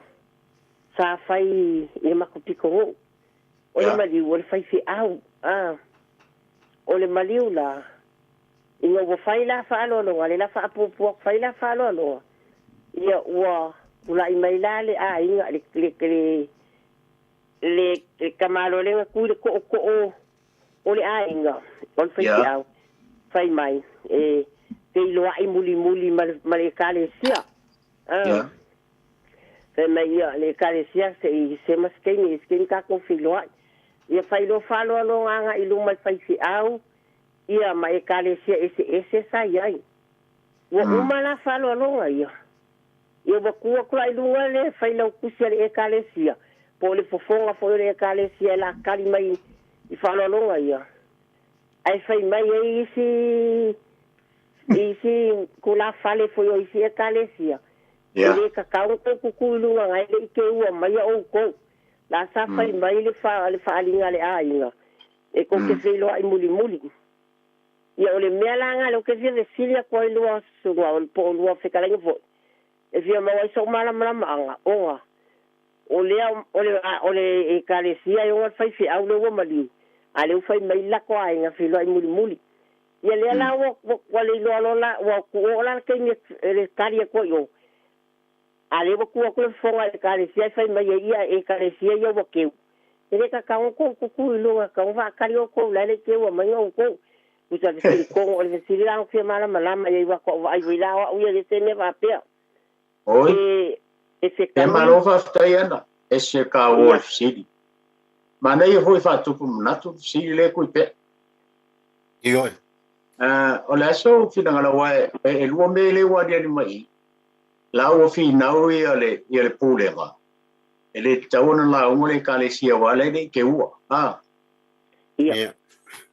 E o sa o le o sidi o la so finga lo vai ngale ele o lo wa tantunga pe keupele keua ole kiukale ole au lotu e ana le mali sa o lo wale tantunga ole e fai lava le tiute ole kalesia ia e tu samala ole o ala mea yes ole nu le ole o le feife au le o maliu. Ia. Ia utele fia o inisi tūlanga lospo. Mai o lo utepto nunga seitulo. A whapea o le feife au lea e analanga e kalesia lea. E le taunu whaia le ainga, kaunu whaia le ainga, kaunu whaia le au loko le feife au laso. A mea langa le unga ngana o kala. Ele utele mana oe ai ilo wai loa pe teu pele teua ele fatalia ele kalesia se ia mawantu se elengi malanko o fafitai le e fafitai pe lanto o lanto wa o le ala i malo o isi e kalesia na watu pe afai o saufa ina nga e kalesia e ala uma i le kalesia le ana le mali sa pele i o ile ainga le faina o la toa tau na foi le upole so faftai o la ule fa so lufpo ma nei wa le kelele ai sile tina ya ana ma e fa to manatu fo i wa o ka ko inge Australia ya Samoa ya ese ya ko fa fo Samoa ya la Samoa la mo kuat fa vai I tono no mala fanga I tono le finga luenga a o tunu ye fa e pela o mele o tupu mai le o fa ai no finga lo tu pe o lo fu le manatu le fa fo batina ya ana o lo wanu o lau e kalesia e masi o le sunga il fa finga inga le o tu o le malo la na e kalesia le te un ya lo no inga la o sa il problema fa pe ele te tau na fitalai se le kalesia le anga le ke ua le aila ele fa penga e ke u pe na fitalai tu pe ole koko ale kalesia e ngafa ma tute ia o le ma fa so atu le tato por kalambe ana ia ole kalesia e taona tala ilaso ia por failo tusi wa tele e kalesia e matai pele matai ole failo tusi au ave e fa lo le kalesia le anga o ia le lo tu tangi olo i tono e kalesia pe o le whamalamalanga le ale uftale etu i pēr ma wat fo so manatu ana. Ia fa tai lava i lua whtalainga a wape o le mea nan fia malamalamai. Wa sawe vesia ia a pe ilau pe inga maua fo i lua sanguanga e kakaua wa le mako wanga i mangaku. Kakaua pe inga keu mako pe le keu wa le mako wa mga kusaka wanga kali fai kaur mako fai lau kusi mako ia langa o fai fia ngau mai ia isi e kalesia fai mai ele kakawa ele ke ua mako ai o mako ele mangako ni ke mai pong ia pa ole mea ia lai fai kiuke ile ia pe menga le o fia mala mai wa e sa ole le fo ilua fekara ia vinga ile kalesia sa ka o fai ia langa sa ka ma fai ale kalesia ia manga o ngale ainga ai fafkai le mala o sili fafkai kele lava ya talo ya mangue we mala longa le fias tai lava ya te tina we risi bala au no poma te pe pa mole ya pa galo for bala talo mala wo ko anu to dom pa mai no tana tato leina tolu pitu tasi lima i vatolo numera sa more tonu pele tato pasona talantu tanto leina talinga lo pom talinga tu pe oro time tali nei po ya wa po il tanto por clamber va fili pa mole e le ese bala au time nei lo po alo pa tai ya ma ngai fu ka upia li sala le wo bala mai ana yo ma ngai vai o esse mai le fu se e tio i se fai un fai a o ka o fo ye i me fa pe ya na fai fo i le fina una male kalisia e le fai una ku se al tio le kalisia o le fa nga wa le ki le fa nga yo wa una fu nga le me o ye o me manga e fai le kalisi a o ye se o nga ye le kaimio le ai e le kaimio le ai nga le mfinga le mo le kaimio le a uma le aso ka penga uma le kalisi wa uma fa lo longo me le aso e fai le kalisi a uma le aso e nga li lo le ole o le ase me o kokoe o ala o me e masenya ele me fai anga le li mai le kalisia ile ai ia o me ia o koyo le aso ia le kamila nga sanga ia kulole ai ke le kalisia ia ai ese foi la ai ia e foi la to la ai nga ia fina foi la to fai pe la to ia le aso la ta ai le se me o ele ia se me o ia si va la le sa oila le fisili le ele ka kaunga musuia i fuole kiu le kalesia yana le mali sa pele ke wasa wa fai pela to fa fitai ngai lengo la ko fi ya ele fa pengango ele mali fa pengango palwa sa fai ngai o kilang ya o makwa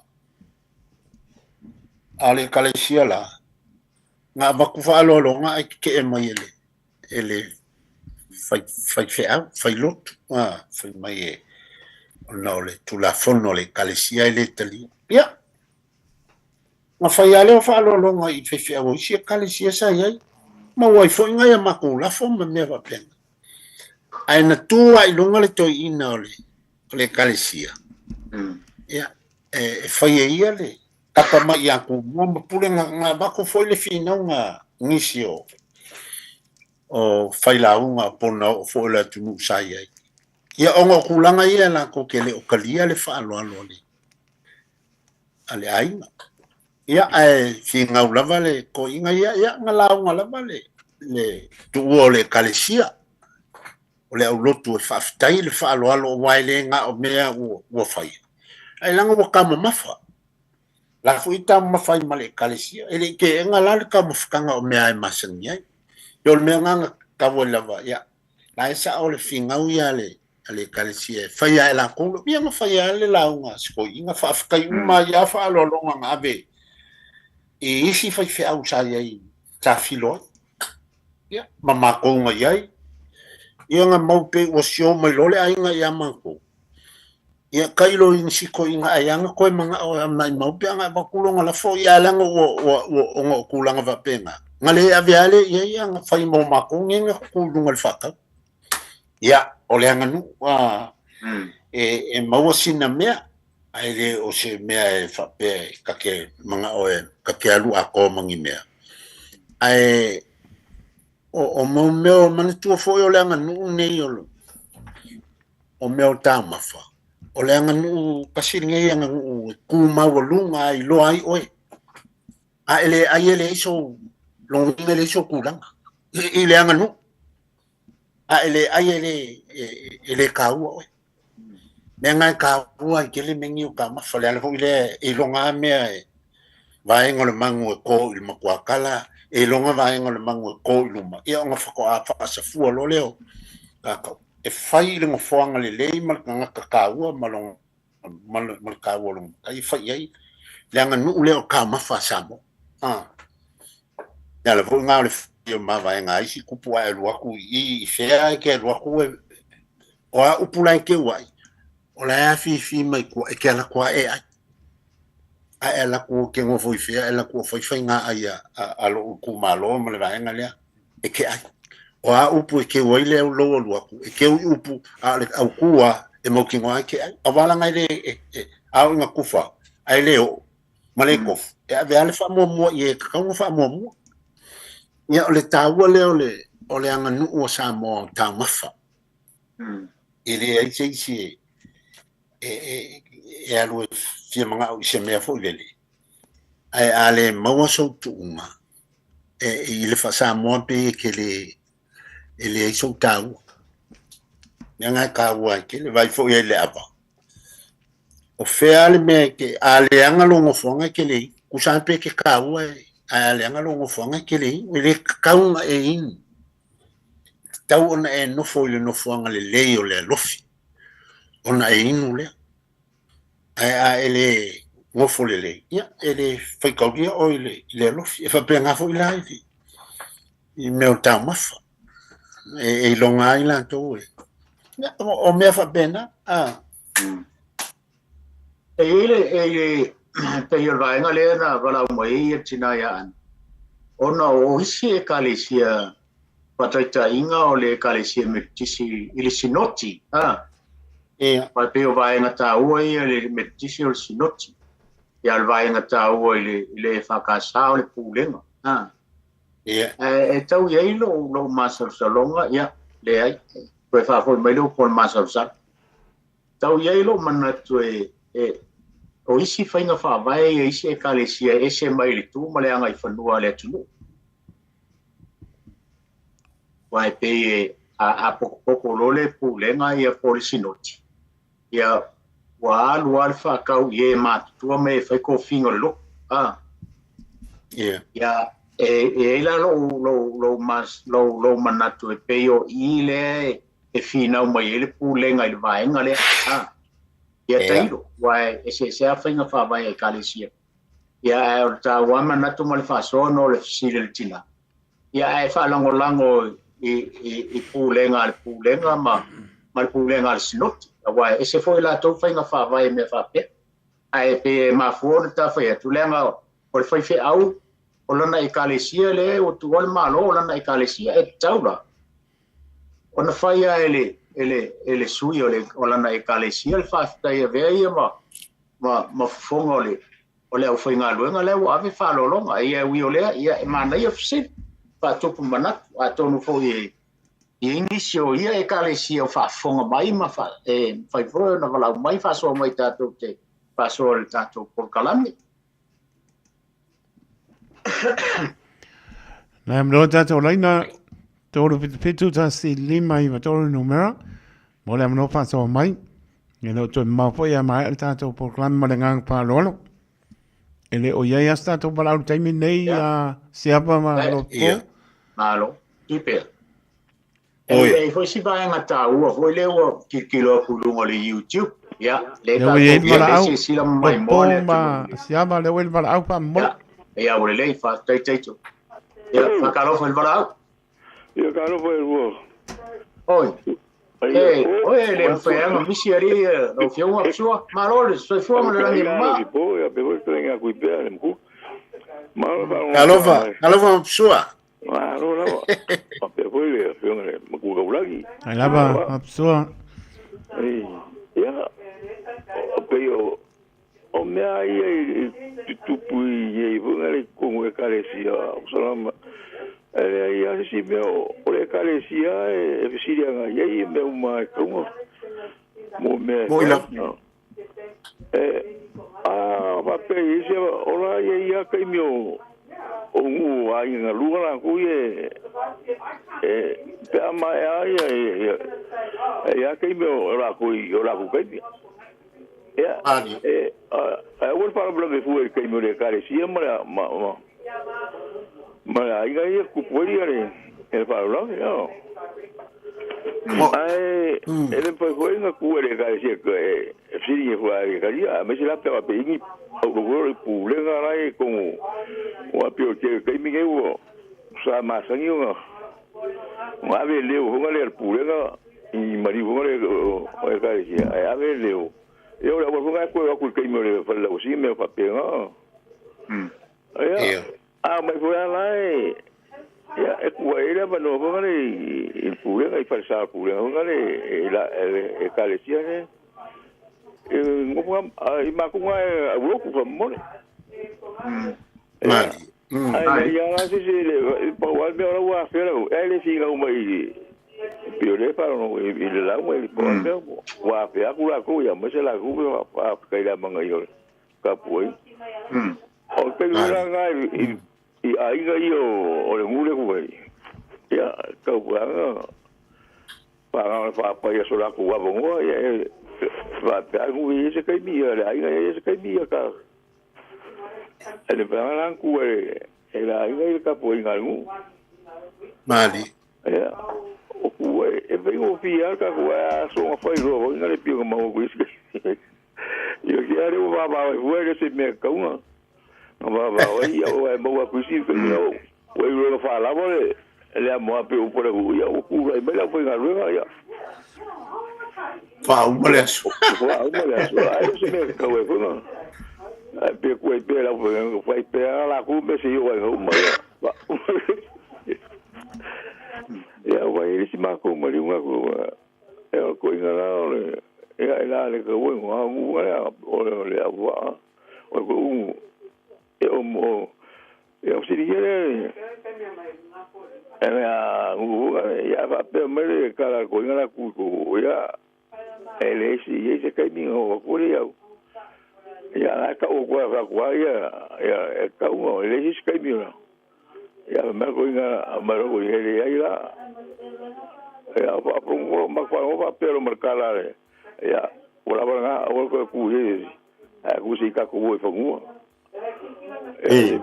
o pulo lá foi essa coisa ele que não pode com isso com que ana um ganho com lá vai com agora era com como não foi lá com já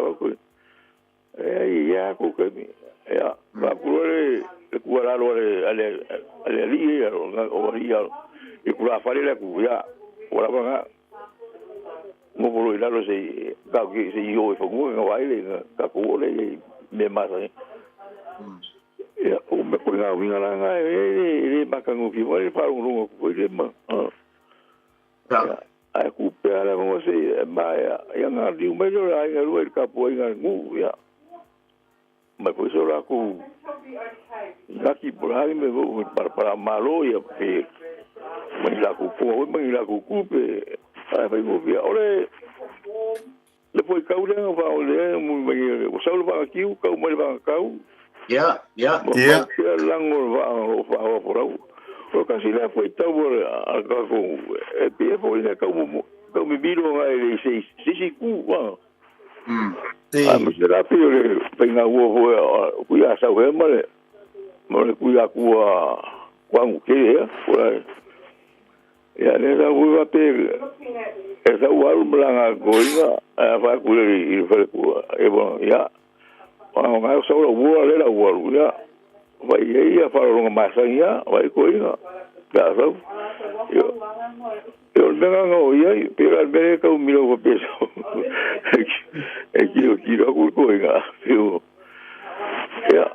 pelo que uma camo, verdade. Aí não. Sim. Ora vai pegar. Okay, le foi a coisa foi uma para lá foi vai o pio que nga havia pouco ele vai ia eu tenho cu ele coisa lá no para eu para pensar sobre ele ia foi ia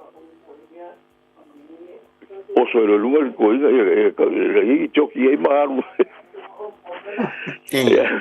capa gawe capa gawe abe lo yori bera aí coisa lá yori ele viu vai que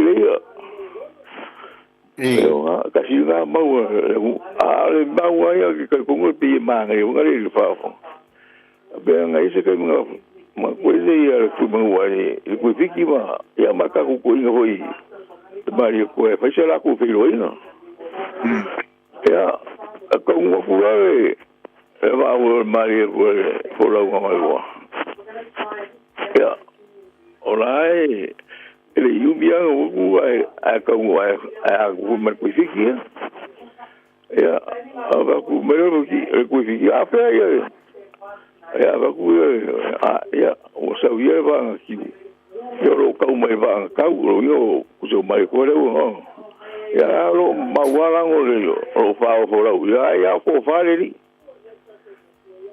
ya be ya se wa uya ki tiro ele foi taura com anda foi taura ya verba ya ngora ko va pe me uma ko ga ru ba ko yo ga fa me foi uma me mo la u ilu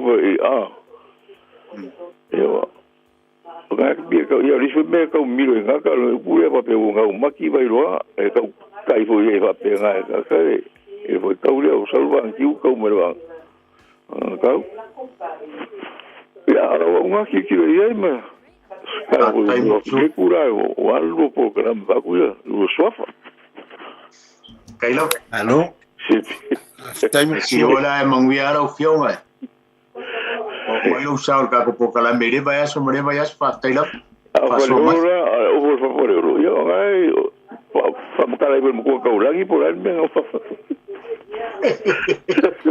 eso fin galo me le fa faleo ya o violento más o menos el fondo cuita y el pero lo fue facu está o por favor pero el facu municipal o foi el mango fa nga I fu nga pia o fu fa ko ka o fa preo ya o ai sei fu si kala ko ai ko mai po ai nga la le be nga mai fe le nga ku ai se fa uma ju o rusa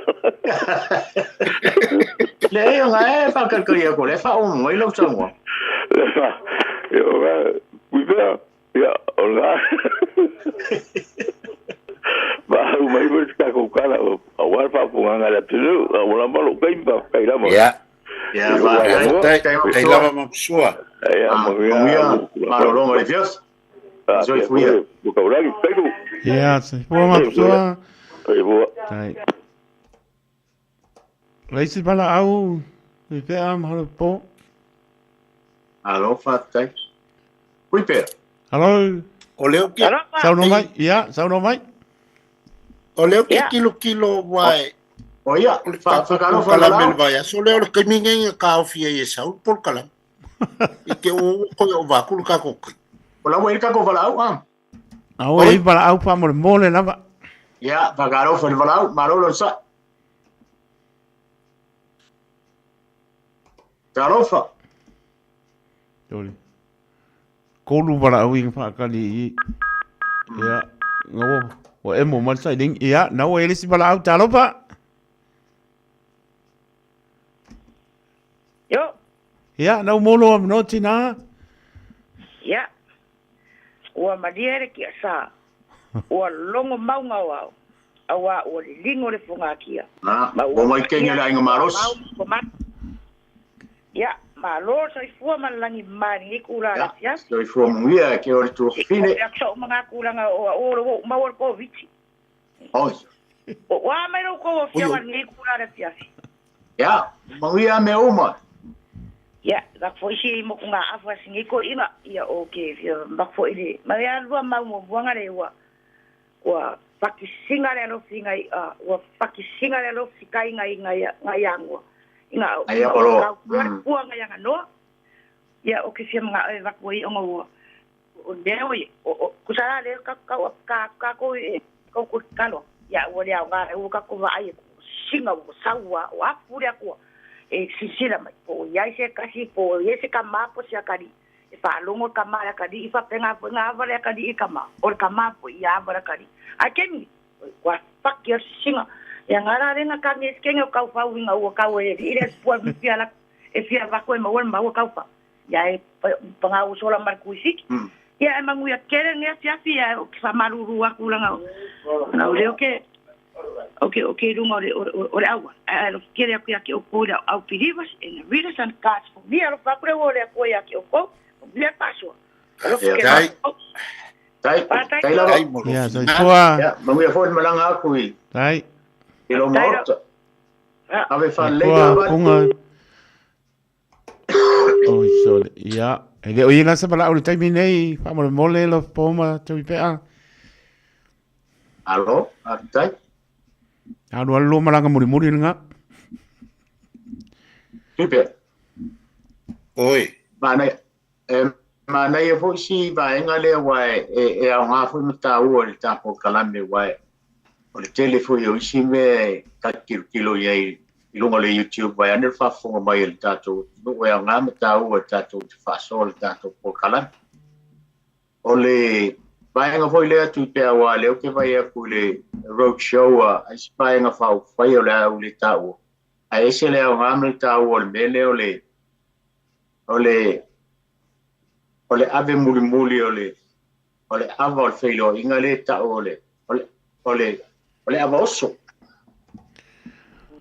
le mena le uma sani de foi le va ku le ava wai ele fa kingo il kai mi feilo inga le time tau no wai aya umalo nga koso mai role a vai fal e ka ulan nga le avoso ma nei foi le o la so fina ngaro vanga ta u vo ma nga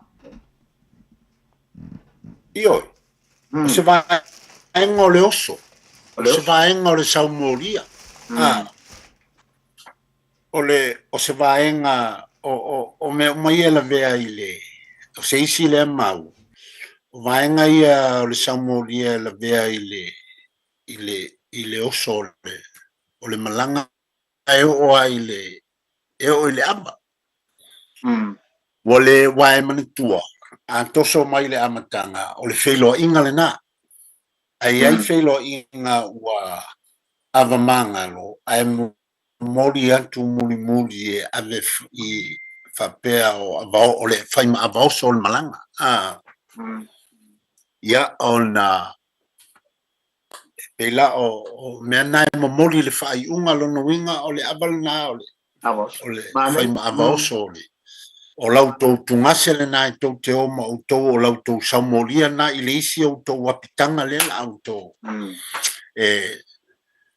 lu ia iso ko lofi pe ko ngu i ainga pe ko ngu ile isi me o e abiai ya ona watu lea il taunu lo ile me tu mawe e mawe le fainga malanga po le fio ya ona tala lo leo tanto avos o malitu avaie koso ku ile il temi o le feilo inga manga pule ele kula fale le folfola a fai o se feilo inga e fai ma avange ava e awa wa ie e tu ie fai ele ava ia o le tanga lena a ave o le ava oso o ama lo ia o se vaenga o le faoso ele ma fai o nga pule esko kasi e ko a kaungu i le mea taunu iai o na fato a fa solo ia mai le ange se avale le la kas ya avela iole ole avanga le fionga sa ya mai se si avale le ya baile le ngalen ka ko male awa ole ya avela iole si avanga le kako ole amanga bo mai le kako woso pe io e lua vai ngai avea a ave fa ava oso le lei a ave fo I fa o ava le felo inga longo inga o ava le felo inga o avanga e kakau o nga ona tui uma I le taimi te tau ona wha o ngā le taimi o le whelo inga. Ia ele ia se whelo inga o whaiangi ngā abata moa ma. Koe melisi ko ngase ngale sole koe. Walang ole ngā sao ngā saka. Ole a mangoa ia ama ia la ngai umi le kaku waso. Nongo winga e kakau wha solo mai e wha solo le fono ma tau wasu le ama. Nongo winga ia paru ku mau le ama. Ya ai ya nga me o fai nga le mangoa ko alu lo ave le ka vale pe ave lo fale ava ye ku a ole ava o sola langa ole malanga ele no fo se metas e ongo me ai la le ia yo le ava os a ka lo le ka unga o muka ia ongo fa solo le ia mai le ka ku ava os nga ya wangi se kunga se le lenga ia ave mal fai aule sa kap ko ia ku kako ainga ya mai se avangale ave mal sao se ave le ave ma ko inga ngai ya mai se avanga ku fa mai mama ko ia ele me fai ngalu se kula fales ko kasi mong ava le vaus e ku fa uma me mai e ku fa yo ka mafa e o mo beo o ngi ai va fo ie ku fa uma e ku fa sa o uma le fai ngamala ya ava yo me o mamatai ave matai tamali I ave le fai ave fo I makai kula fale e a mangoa ava le felo inga me fai ngalu mal kula fale e uia o ava ka kaunga fa so mai e ku I fa solo moles ai a ave le ava oso ele ma fai nga el wakwa o lu kufa pe e mangoa ava ye ele se me pe kufa uma yo o ngai kula fale nga ko kaunga kofu mal ku ngase kala masingeia ole ava oso le fai ngamalanga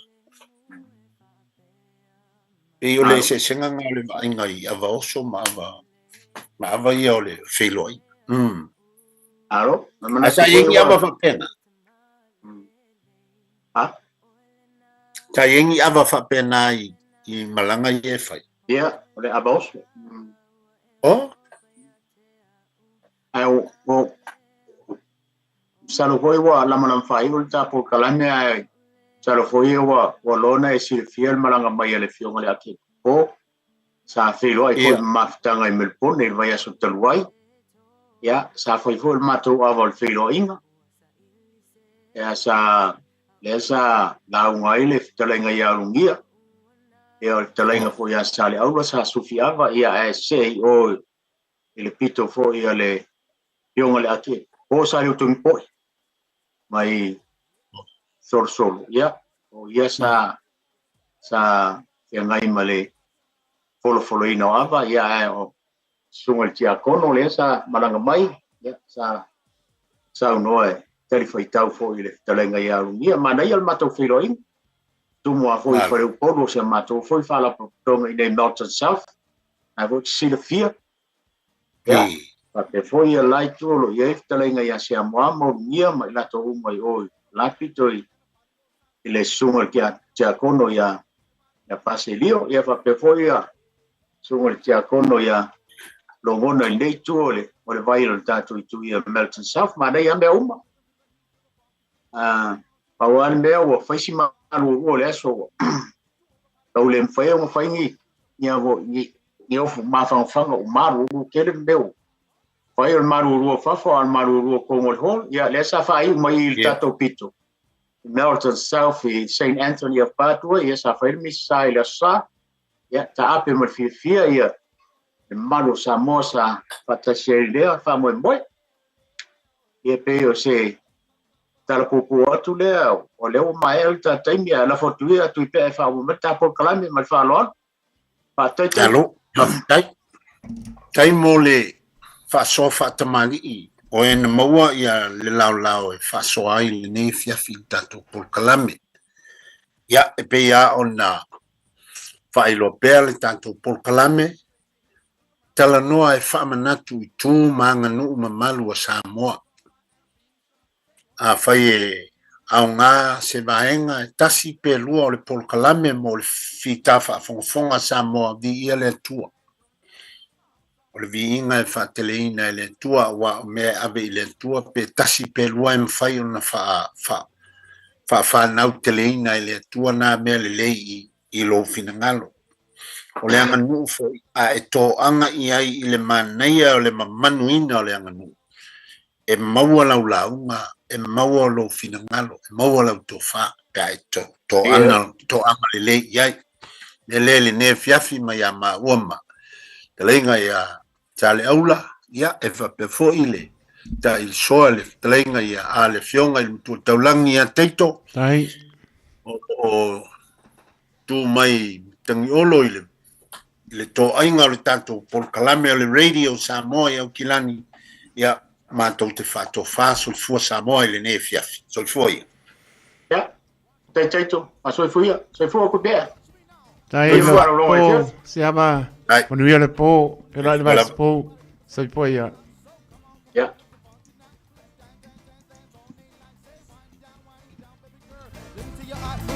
down, say jump up, get down, say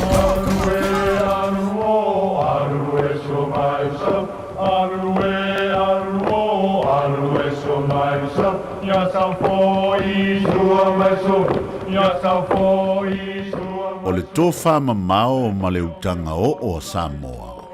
O le vao filifili. O le ngasu e whaingata o nasaina. O le ia I vivia e au ngata. O le fue lave e le whaingofie lona tala talaina. O le papa mausali ua uma o na mamanuina. O le nei polo kalame ua whaingoina o le vao filifili. O se wha manatu. O se whangufangu o anga nuu maanga I whanua. A wale fuanga lalovawa. A o si olo pito waa le tanto polo kalame le au wha fongai. Ia mau le to vae. A wae tau fi ese le atunu. Ia manuia lau whaasau saunga I le nei po. O awanganu o te pia ian. Alue so maipsa. Alue so maipsa. Ya sa po I sua maisu. Ya sa po I sua maisu.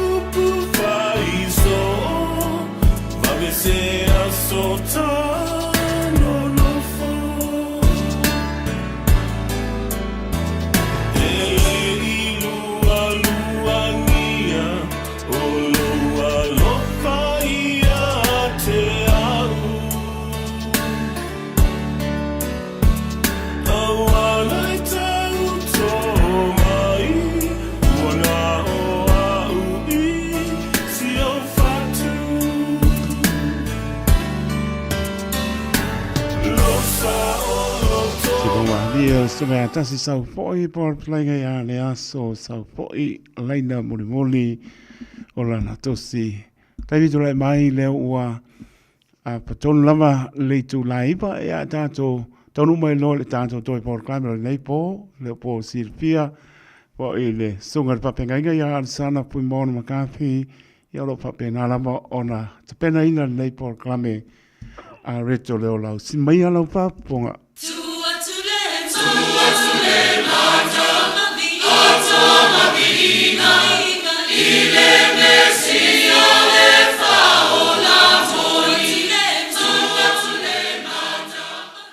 Ia o te whatalo whātu e malu tere o tātou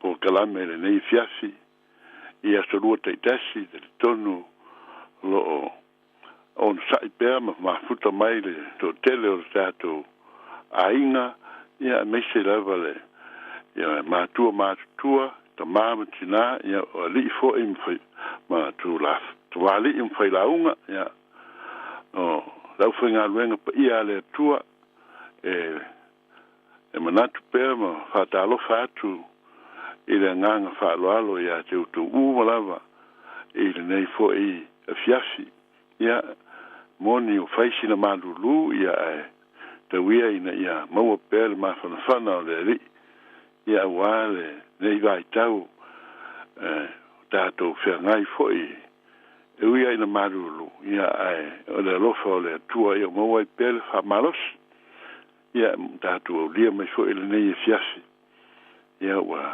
to tasit vai aso pea ia o na mahe alea o le nei masina ia tātou whangasolo atu le masina o le winter muli ia whangasolo tua i le mawhanawhana ia ase usi mai le whakafonga o le tātou pōkalame masani pei o na masani ai a reto leola a tātou amate talo lo mātou tua lo mātou tamapa ia fia fia e o mātou loto i lau fia o lau tala lei o whātamau ainga i nai lo mātou ola ma le soifua o lau whanau mātou te talo ma le nganga whawhitai tele lava ia whaanene ina lau fia whamanuina ia vi ia lava oe le atua leo mātou te whamoe moe whalangolango la mātou whātua tuanga wai lau fia ma le talitonunga wai ai mātou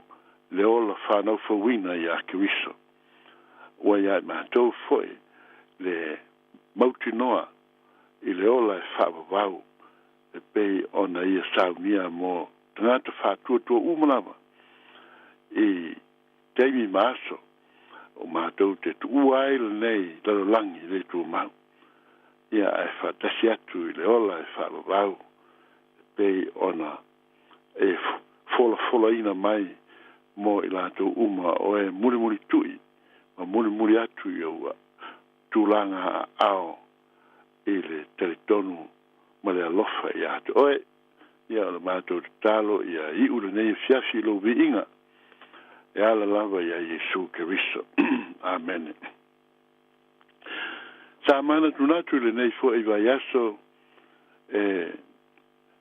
ile tātou mawhauwhau le fionga le atua. E tere tangata o lātou te ile tala leia Jesu Keriso i mo tāpua inga e len tāpua inga Kerisiano. Ia o nisi fo i o lātou au se ina ia tapa inga Keusiano. Ele fiafi e iai il au Keusiano, o tau Keusiano ina.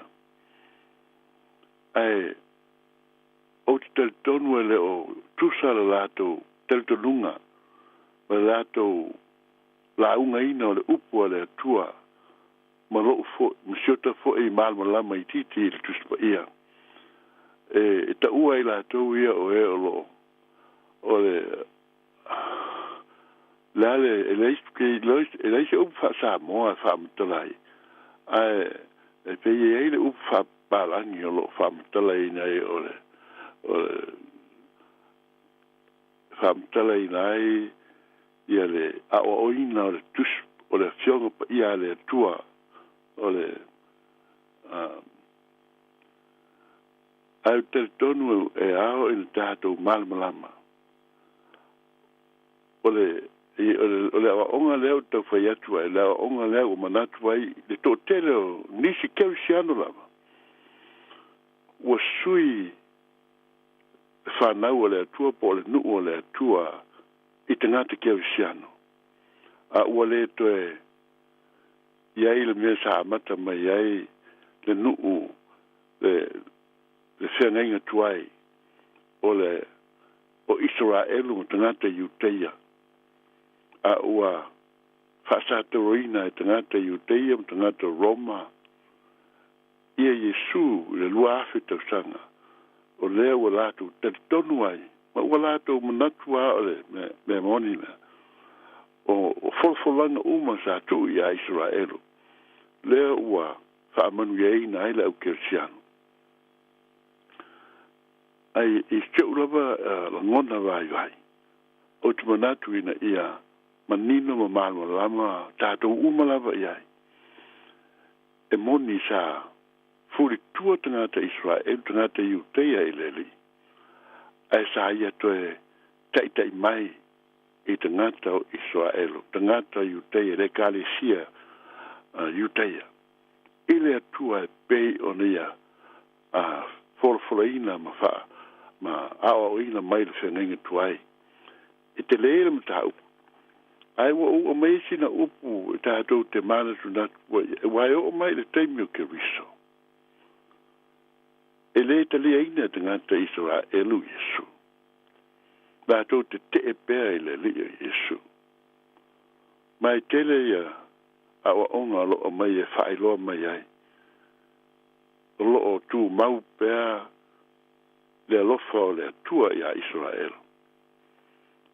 Ia malona maana folfolanga sa tuina mai whenenga tuai o loo whapena ona tu mau pēr le whamunuianga i le atunu o Israel mo le kale sia Iuteia. Mai o te mana tuai ina ia o batu sina upu vai i la whafonga teletonu a whai e manino ma i se upu mo se langona o lo tau whaamtala at whawhtai. A wai se tau an tātou soson iai. Ina ia aua ne i taitai se seina pe tātou te taitai se seina ia tautonu o nisi. A ia tātou sawa vali tonu e tusa ma le whirangalu pa ia o le atua. Se me whapupu inai. E alofa le tua ma ua wala wina le au Keusiano. Ai leo suia e le au Keusiano, e le wala aunga le tua e le au Keusiano, le whamanuianga le tua i tangata Israelu, e le lotu Iuteia. Peo se, o le aunga leo se la ngona e le nei a fias. Lau whaita wina nai upu ia, mai le mta upu e sa furu le Roma. E tau taita ina e tau amata e un whaamano lama le loulangona lea abatu le nei fiasi. Ina ia tātou mana tunatu e mta talo ai. Ina ia mai ia i tātou le ngang tātou te manino malama lama. Tātou sava vali tonu ai. Ila tusi a Roma ilon mta upu sa fulu. Si whaita wina whai upu na wha mua o mta upu sa fulu. ia fita wina atu nisi tusi muli ane. Ai, se o tātou amata e whai upu ia. E tau ma whai na ia so sori mai le tātou fia i loa ma le fia malmalama i le whina ngalo tono o le atua. O le tusi o tusia Paulo, le Roma, mai o Paulo foi o le tangata iutaia. A o ia o le fita Roma o tātou maua le tala mau tātou mauti no o ia o le taita au Roma. A o lona tupu anga o Israel. O Paulo la tangata sa te te i le lotu Kerusiano. Ma sa tupu ai le lotu iutaia. Ai o le whalinga pen tātou maua i le tusia ka adwenga. Tau pe fitu pe, ono fitu ma galu, tātou maua ai le liwa o Paulo, ina ua whaari i a Iesu i le ala i Tamaseko. A o tātou mei la il tusi le a Roma, se i tātou tala noa i ai pupu, ia ma ite ai i tau rongona le filingano o le tua lo tau whai ina ia tātou whai tau pēr ina ia māma lama ia. Whai mai whai upu mua o le whā, o le mta upu e se fulu o le Roma, le ausoe, o le mana o lavo le nei o lo loto o Paulo lea. Ma lau te talo i le tua mo Israelu, ia whaolaina i lato. A wā o te mori mau ia te i lato, ua lato mā ele ngā i la le tua. Ai le tusa ma le malama. A wā ua le iloa i lato le amio tonu mai le tua. Ma usa ili e whaatūra lato lava amio tonu. Ua lato leu siusta i ai i le amio tonu mai le tua. Ma le whi upe whape a wā o le iunga o le tūla fono o ke riso lea. E o mai ai le amio tonu i e whaatua tua malama. E se tau whaamanino ina o le ngona o Paulo. Na ana o to e whaavawe atu ai lunga le whai upu mua. Tātou i loa le alofa o Paulo i tangata Israel. Malona i loa masani lea o la experience lea ma le whaalinga lea tua e ala ia Iesu ke riso i tangata o Paulo le ala i Tamaseko. O lea o mtua mauti noa Paulo o Iesu ke riso o le whaola o le alorangi. Lea ua apo e tangata Kerusiano. Lea ua taritonu ma muli a iui lewa na ua malama foi lau Kerusiano le whengenga tuai ma ua taritonu i ae le au Kerusiano. Ai ua whaupopo nei i tangata Kerusiano le taritolunga lea ono le li o Iesu ke riso na soifua mai i tau poua Maria ma ua tupu ae o ia o le Israel moni. Ma ua iu ina maliu le tātou. Whai maila i alwhai upu e lua. A wā o te mori mau ia te ilatou. Paulo e ngalua e mōle manuia o tangata Israel. Ua lātou mā ele ngā i lā le atua. Te le i o lātou te tanunga e alo lofa i le atua. Lātou te tausi o fionga uma le atua. Ma le tūla fono me mea umana o lo tā ua le whenging tuai. Whai mai whai upuna, wala tau te mā ele ngā i la le tua, ai le tusta ma le malama. Ai la tau te leo i loa mea uma. La tau te leo manino, i le tangata leo Iesu, o ia fwoi o le Israel. O lea, wa tuu ina mai, wa whaatau nuuma, o le tali o valo anga, e tele o lo tā ua le whengengi tuai. Whai mai whai upatoru, a wā, ua lei loa i la tau le amio tonu mai le tua. Ma ua sa ili e whaatūla la tau lava amio tonu. Ua la tau le usu sta iai le amio tonu mai le tua. O ai le amio tonu mai le tua. Se whai tau lat whai upe wha. E tali ia e whasili ngā tau le whai upe tonu. Pai mai fe upe fa awa o le iunga o le tula fono. Mea le ola i tangata Iutea ma Israel. O le iunga o le tari o le tangata tausi tula fono o le lātou o le ustai ai lea i le tula fono mai le atua. Toi whaitau, ma ua sa ili e whaatula lātou lava amio tonu wheu patolu. Ua lātou leu si ustai ai i le amio tonu mai le atua. Ua mātele i le tula fono ma tele o isi o tū whaa e peru. A tau nuu le tangata e muluina o lātou vai. I whawhango o le ima e tātou le a mataina se whainga aim se me whape. Whai i mālo pe a whai mai. Tele nei tula fono ese. I whai le taulanga mo le whaamangolo ina o ngasala i lea i tausanga ma masina o lo wha tala ina i tono o tuspa ia. Ia watu le ulua i fua o le whaatoanga. E whaupopo i le tele o isi tula fono o umuan fola ina mai. Ona whai mai leo le whai upuna e wha a wā o le iunga o le tula fono. O le iunga la Israel o le tula fono lea tau tala noa mai ai. O ke riso lea. E o mai ai le amio tonu.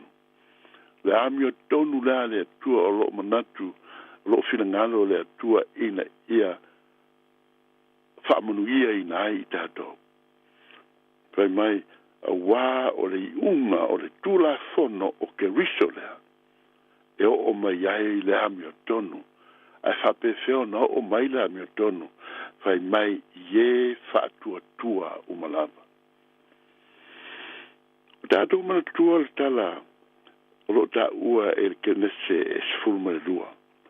Ma le whaamuianga le tua i te ngata Israelu malona whirangalo tā ua le kenese sifuru le lua. Whaamuianga ia Abrahamo.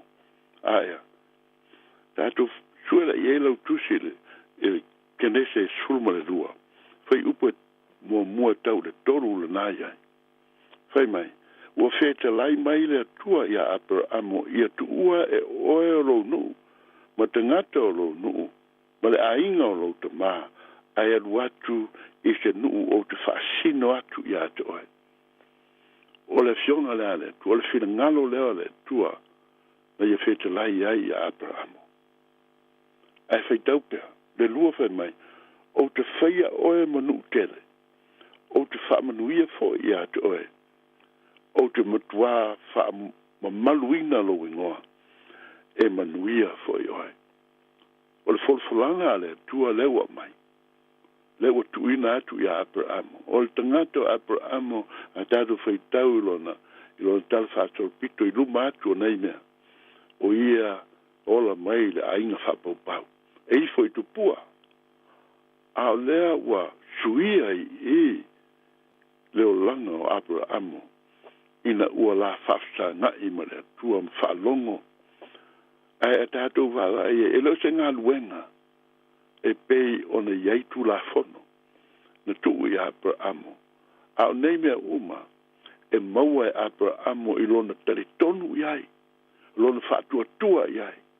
E le maua i le whaitaulanga, e le maua i lona whamaoni le tfuruai. E le maua i sisi wala whapena, e maua e le taritonu ma le whātuatu, whai mai whai upo e toru. O te whamanuia atu i a te ilatou o e whamanuia i atu oe. O te whamalaya atu foi i a te ilatou o e whetu i atu oe. E manuia foi i atu oe o ainga umare la rolangi. Lainga lea muli muli tātou whalongolongo i ai. Pe te so toto, pe e te ainga i a Abrahamo i le tino. Pe te re ainga fo i a Abrahamo. E te manuia i a Abrahamo pa whai e te manino le lei le winga le whātua tuatu i le tua. Whātua tuatu i le tua. O ia tātou te o le whailo atu le o tātou talia ina ma le whamaoni o ana fiona. O lana galuega mamana o lana fa'aolataga mo tatou o ana folofolana i le ola e fa'avavau o a mea uma ua folofoloina e le atua ia i tatou e tatou te lē tali atu i le tele o ni taulaga tatou te lē tali atu ina ia fa'apuapuagaina o tatou tino tatou te lē tali atu i le alofa i le tuā'oi ma tatou magaluega uma fa'apena o le soifuaga lea o le tagata keusiano o le alofa i tagata tos tagata i le fili tagata lelei ma tagata lelei i te alofa uma ia i latou o le galuega a le tagata keusiano o le tatou wava lea i le atua ma tatou faitaulaga i le atua ma vivi'i i le atua fatapua'i i le atua ae o le tatou fa'alaina e maua i le mea lenei e tasi o le fa'atuatua i le suafa o le atua tou tasi ua liutinu tagata e ala iā iesu keriso ae tatou maua nei se taimi le lumana'i se tatou tautala pea i le feso'ota'iga o tagata Israelu ma tagata kerisiano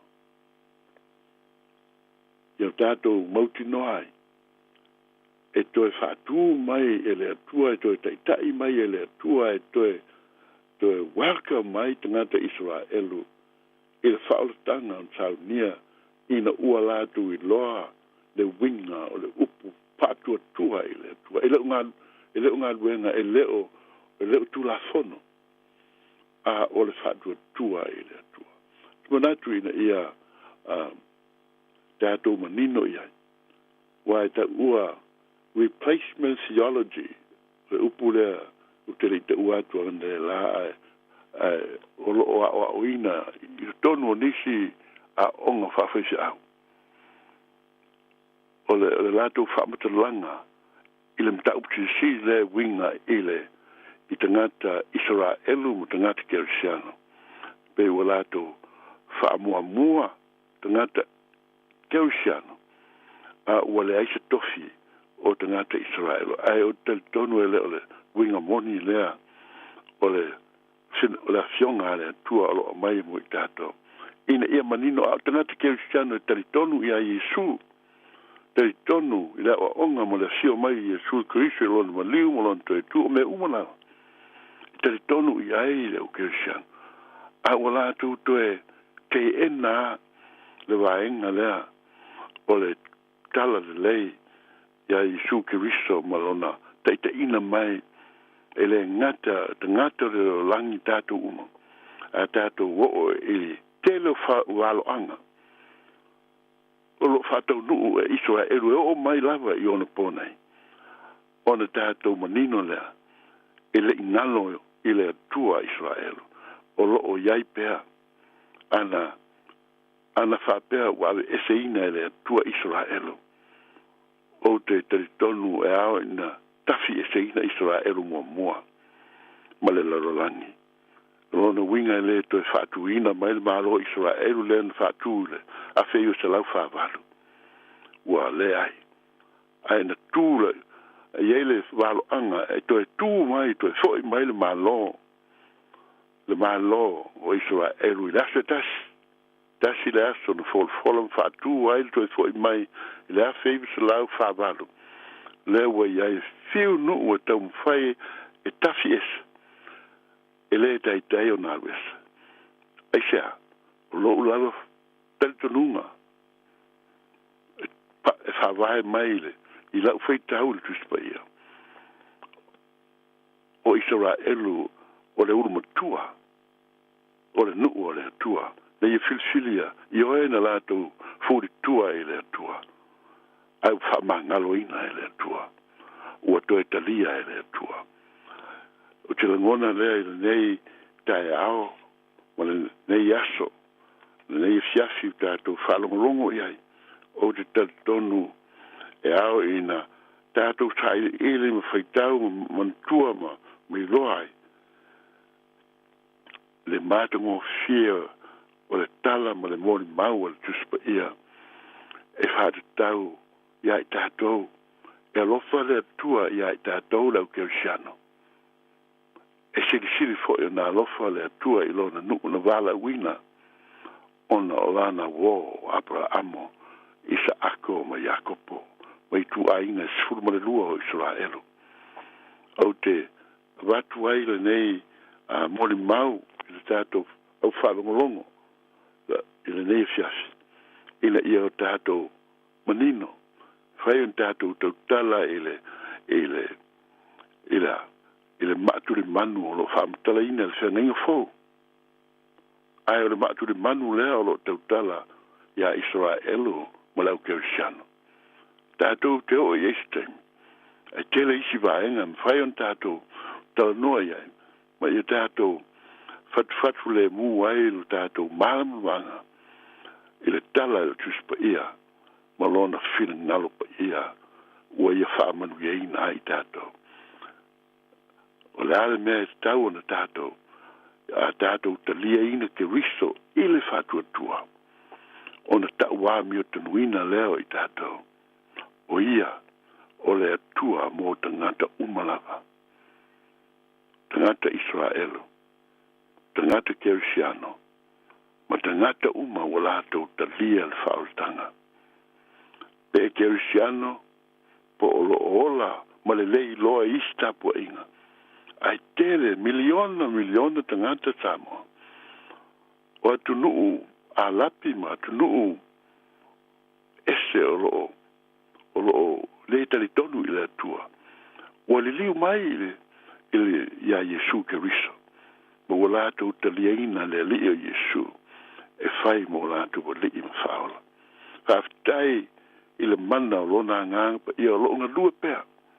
Loonga lue pēr.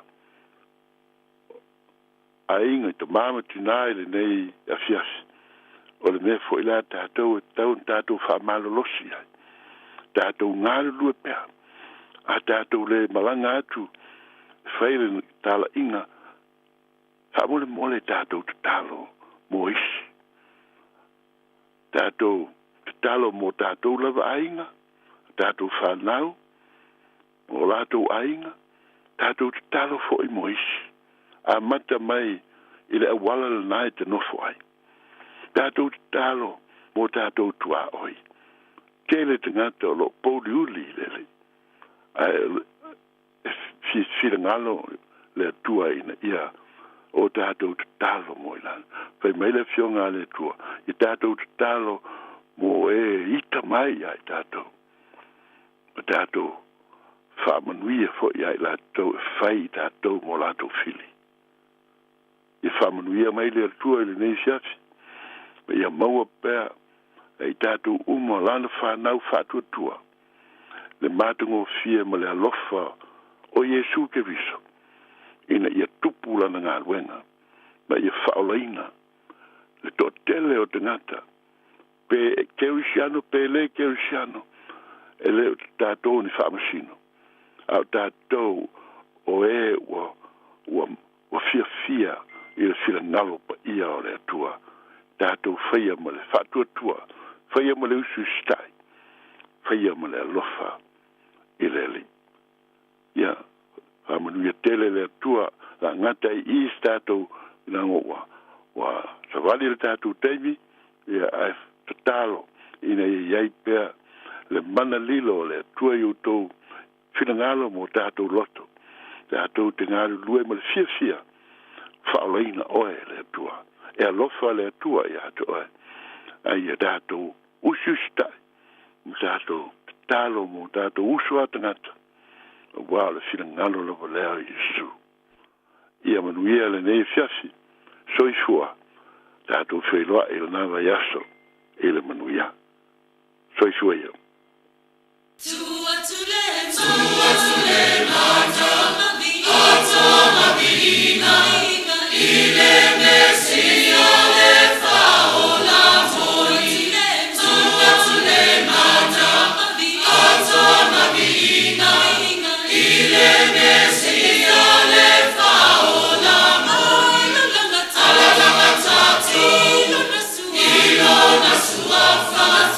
Awale mapu ile fane